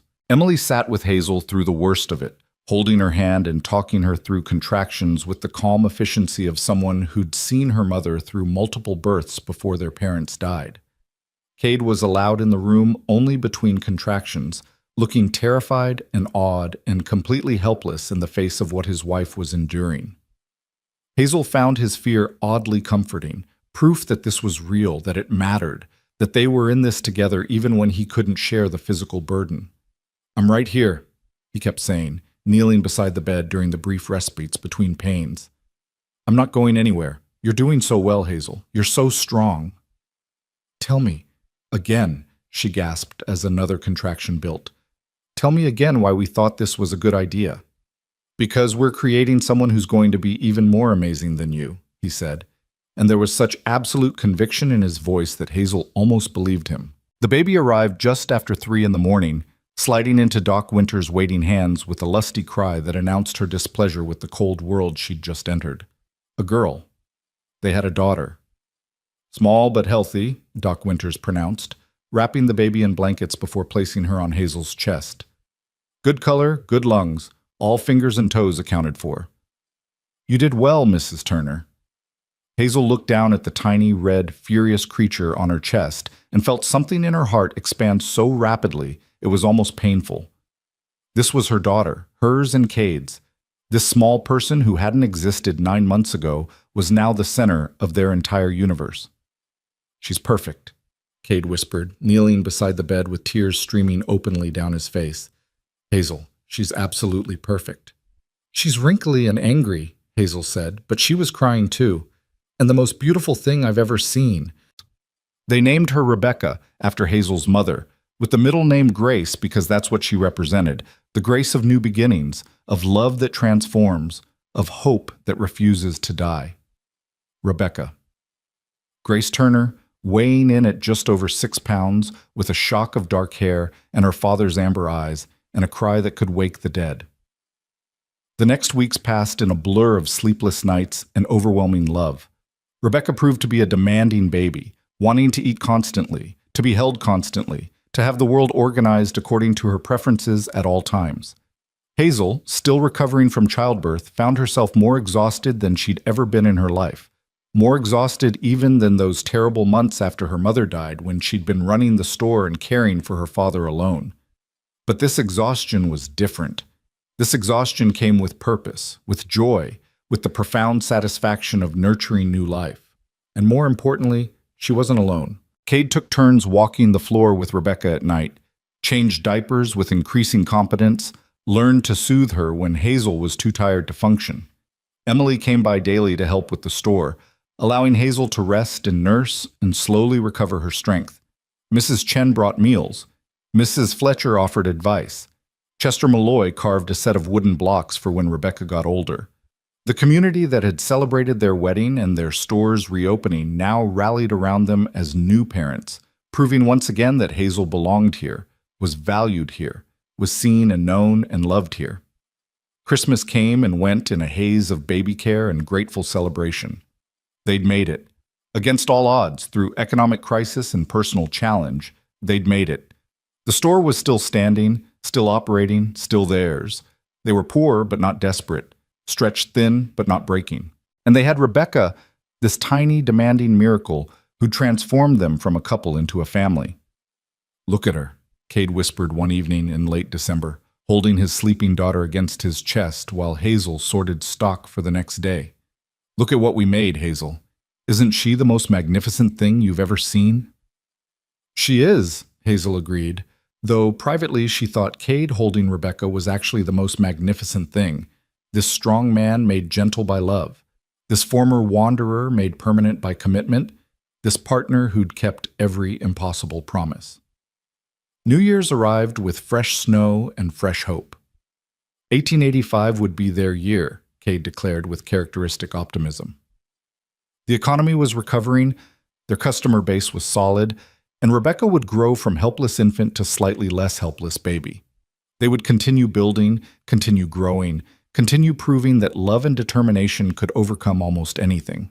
But January brought one final test, one last challenge before they could truly rest. A letter arrived from Denver, forwarded through multiple addresses before finally reaching Wild Rose Valley. It was from a lawyer representing the estate of Samuel Wren's brother, an uncle Hazel had never known existed, who died without children and left his small mining claim to his only living relative. A mining claim? Hazel stared at the letter in disbelief. Papa never mentioned having a brother. They were estranged, the letter explained. Your uncle left home young and made his way west, eventually staking a claim near Central City. The claim never produced much, but there's a cabin on the property and about 40 acres of mountain land. It's yours now, if you want it, along with your uncle's small savings, approximately $200, enough to cover the legal fees and leave you with a modest inheritance. $200. More money than they'd seen in months. More money than they'd had in the future jar. Jar? At its fullest. Money that could restock the store properly, could give them the cushion they desperately needed, could transform their careful survival back into actual prosperity. We should sell the claim, Hazel said immediately. We don't need mountain property. We need the money here. But Cade was quiet, reading and rereading the letter with an expression Hazel couldn't quite interpret. Finally, he looked up at her, his eyes bright with possibility. What if we didn't sell it right away? What if we used it? Used it how? The store is doing well enough now that Emily could manage it for a week or two if we needed her to. What if we took Rebecca up to the property, saw what we've inherited? Maybe it's worthless. Maybe it's a gold mine, literally or figuratively. But shouldn't we at least look before we decide? Hazel opened her mouth to argue. They couldn't possibly take a 3-month-old baby into the mountains, couldn't possibly leave the store, couldn't possibly waste time on what was almost certainly a worthless piece of rock. But something in Cade's expression stopped her. He wasn't suggesting this lightly. He was asking for something more. You want an adventure, she said slowly. One last adventure before we're completely settled. Maybe, he smiled sheepishly. Or maybe I just want to show you the mountains. Want you to see the places I used to roam? Want Rebecca to breathe mountain air before she's old enough to be afraid of it. We've spent so long just surviving, Hazel. Maybe it's time we let ourselves actually live a little. She thought about the girl she'd been a year and a half ago, the one who'd never left Wild Rose Valley, who'd thought her life would be forever circumscribed by these few streets and this small store. She thought about what Cade had given her, not just love or security, but possibility. The understanding that life could be more than duty, could include joy and adventure, and the courage to say yes to unexpected opportunities. All right, she said, let's go see our inheritance. They made the journey in late February, when the store was traditionally slowest, and Emily could handle things without too much stress. The trip took 4 days by wagon, winding through foothills and then climbing into proper mountains, the air growing thinner and colder and somehow cleaner. Rebecca rode in a basket padded with blankets, alternately sleeping and protesting, while Hazel and Cade took turns driving and navigating the increasingly difficult terrain. The cabin, when they finally reached it, was smaller than Hazel expected, but solidly built, nestled in a small valley with a creek running through it and mountains rising on all sides. Snow lay thick on the ground, but smoke came from the chimney, Apparently the lawyer had arranged for someone to air the place out and get it habitable before their arrival. "What do you think?" Kate asked, helping Hazel down from the wagon while she held Rebecca close against the cold. Hazel looked around at the pristine snow, the towering pines, the absolute silence broken only by the creek's gurgle and the occasional bird call. It was beautiful, intimidating, completely impractical, and somehow absolutely perfect. "I think my uncle had good taste in isolation," she said finally. They spent a week at the cabin, exploring the property, examining the played-out mine shaft, taking stock of what they'd inherited. The land itself was worthless for mining, but potentially valuable for timber or grazing. The cabin was small but well-constructed, capable of housing a family if they were willing to live simply. And the setting, the raw beauty of it, the sense of space and possibility, was priceless. On their last evening, they sat on the cabin's porch watching the sun set over the mountains, turning the snow pink and gold. Rebecca slept in Hazel's arms, bundled against the cold. Cade's arm was around them both, solid and warm. "We could keep it," Cade said quietly. "Use it as a summer place. Bring the children here when they're old enough to appreciate it. Build something up here, slowly, over years." "Children plural?" Hazel raised an eyebrow. "You're planning more already?" "If you're willing, if we're blessed that way." He kissed her temple. "I want a house full, Hazel. I want noise and chaos and love overflowing. I want Rebecca to have siblings, to never be alone the way we both were." "That sounds exhausting." "It does," he agreed cheerfully, "but also wonderful, don't you think?" Hazel looked down at Rebecca's sleeping face, at this miracle they'd created together, and imagined more. A house full of children, all of them knowing they were wanted, loved, valued, all of them growing up secure in the knowledge that they mattered, that they were beautiful, not for how they looked, but for who they were. "Yes," she said softly. "I think it sounds wonderful." They returned to Wild Rose Valley with Rebecca, the inheritance money, and a plan. They'd keep the mountain property, visit it occasionally, maybe build it into something more substantial over time. But their real life was here, in this town that had become home, running the store that bore both their names, raising their family and the community that had supported them through everything. Spring came again, bringing with it renewed prosperity as the economy fully recovered. Turner and Wren General Goods thrived, expanding their customer base and their reputation.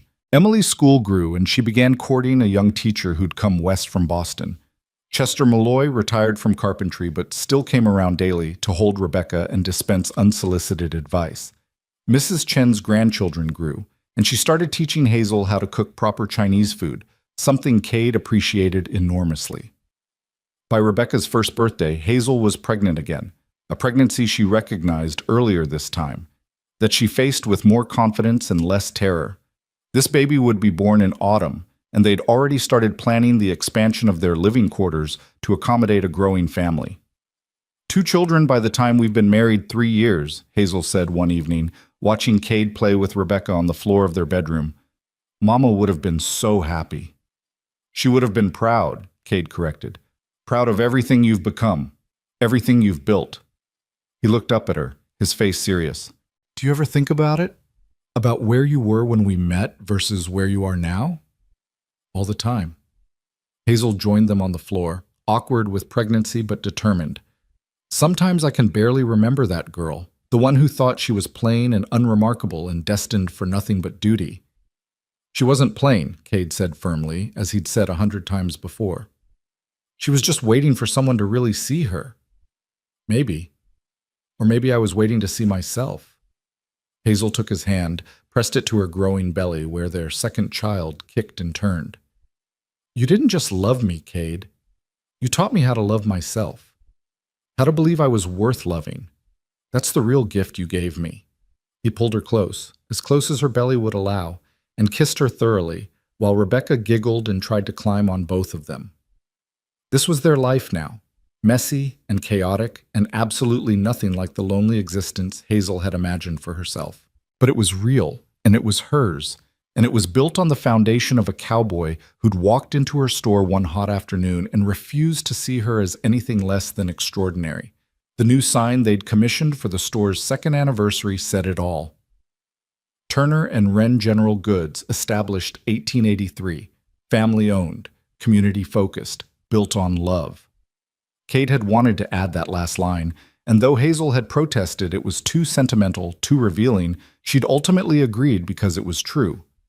Everything they'd built, the store, the family, the life, was built on love. The kind of love that saw past surfaces to truth, that kept promises even when it was hard, that chose partnership over perfection every single day. On a warm June morning, 2 years after their wedding, Hazel stood in the store with their son, Daniel Samuel Turner, named for Cade's father and hers, sleeping in a sling against her chest, while Rebecca toddled around touching everything within reach. Cade was making a delivery to one of the ranches. Emily was teaching. The store was busy but manageable. Everything was ordinary. Everything was perfect. Margaret Sullivan, now Margaret Preston after her society wedding, came in with her own small daughter, visiting Wild Rose Valley for the summer and wanting to see how things had changed. She stopped short when she saw Hazel, her eyes widening. "Hazel Wren. Turner, I mean. I hardly recognized you." "That seems to be a theme, like," Hazel said with genuine amusement. "How are you, Margaret? How's married life treating you?" "Well enough. Matthew's business is thriving. Denver is exciting." But Margaret's voice lacked conviction. She looked around the store, at the thriving business and the sleeping baby and the happy toddler. "You look happy, really, truly happy, happier than I've ever seen you." "I am." Hazel didn't hesitate. "More than I ever imagined possible." "I thought you'd have sold this place by now, moved somewhere less provincial. But you've stayed. You've built something." "We've built a life," Hazel corrected gently. "The store is just part of it. The family is part of it. The community is part of it. All of it together. That's what matters." Margaret looked at her for a long moment, and something like envy flickered in her eyes. "I think I was wrong about you, Hazel. About what you were capable of. About what made someone beautiful. You're—" She paused, searching for words. "You're radiant. That's the only word for it. You're absolutely radiant." After Margaret left, Hazel caught her reflection in the store window. The same window where she used to avoid her own gaze, where she'd seen only plainness and inadequacy. But the woman looking back at her now was different. Not because her features had changed, but because everything behind them had. She stood straighter, smiled more readily, moved through the world with confidence born of being loved and learning to love herself. She was beautiful. Not in spite of her angular features or work-worn hands or the exhaustion of caring for 2 small children, but because of everything she'd become. Because beauty, she finally understood, was never about perfection. It was about courage and resilience and love and the willingness to keep showing up, keep trying, keep believing that tomorrow might be better than today. Cade came back from his delivery just before closing time, sweeping in with his characteristic energy and gathering his family into his arms. "How are things here?"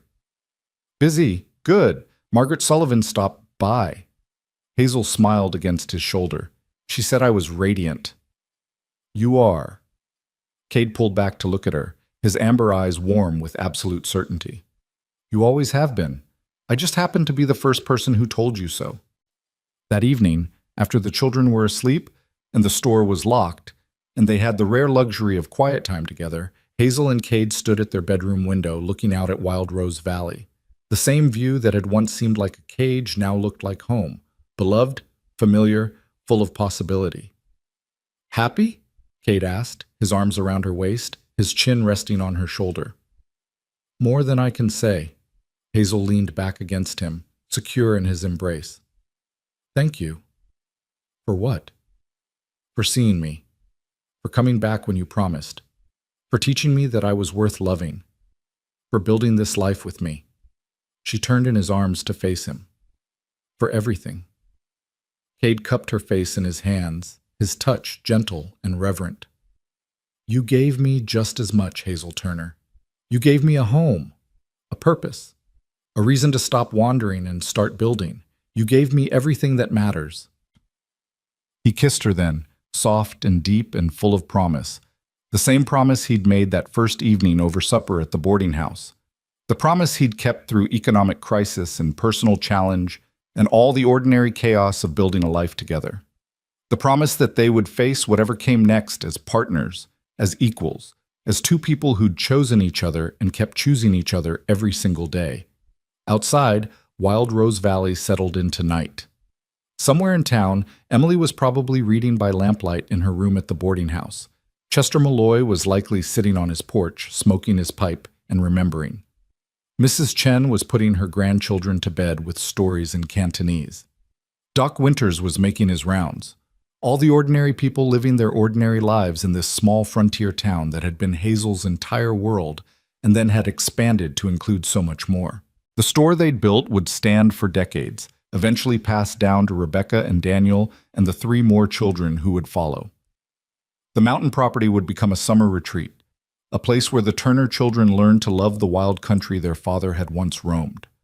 Wild Rose Valley would grow and change, surviving boom and bust, drought and prosperity, watching generations come and go. But all of that was still to come. Right now, in this moment, there was just this. Hazel and Cade in their bedroom above the store they'd saved together, their children sleeping peacefully in the next room, their love as solid and real as the floorboards beneath their feet. "I love you," Hazel whispered into the darkness. "I love our life. I love everything we've built together." "And we're not done building yet," Cade promised. "There's so much more ahead of us. So many more years, so many more memories, so many more reasons to be grateful we found each other." He was right, of course. They had decades ahead of them, decades of joy and sorrow, triumph and challenge. The whole messy, beautiful reality of a life fully lived.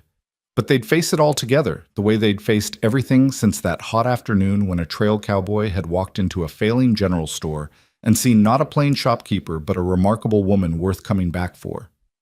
Hazel Wren had spent 20 years believing she was unremarkable, invisible, destined for nothing but survival. But Cade Turner had looked at her and seen everything, the strength, the courage, the capacity for love, the breathtaking beauty of a woman who refused to give up even when giving up would have been easier. And in teaching her to see herself through his eyes, he'd given her the greatest gift of all. Not rescue, not salvation, but the courage to save herself, to believe she was worthy of the love and life and happiness that had always been possible if she'd only been brave enough to reach for them. Standing in their bedroom with the man who'd kept every promise, surrounded by the life they'd built from almost nothing, Hazel finally understood what she'd been too afraid to believe all those months ago when Cade first offered her his mother's pearl ring. She had always been beautiful. She had always been remarkable. She had always been worth loving. She'd just needed someone to hold up a mirror and refuse to look away until she finally saw the truth. And now, looking at her reflection in the window glass with Cade's arms around her, and her children sleeping nearby, and her whole beautiful, impossible life spread out before her like a promise, Hazel Turner smiled at the woman looking back and recognized her at last, not as plain or unremarkable or destined for nothing but survival, but as someone extraordinary who'd simply been waiting for the right moment to bloom. That moment had come, and it was more magnificent than she'd ever dared to dream.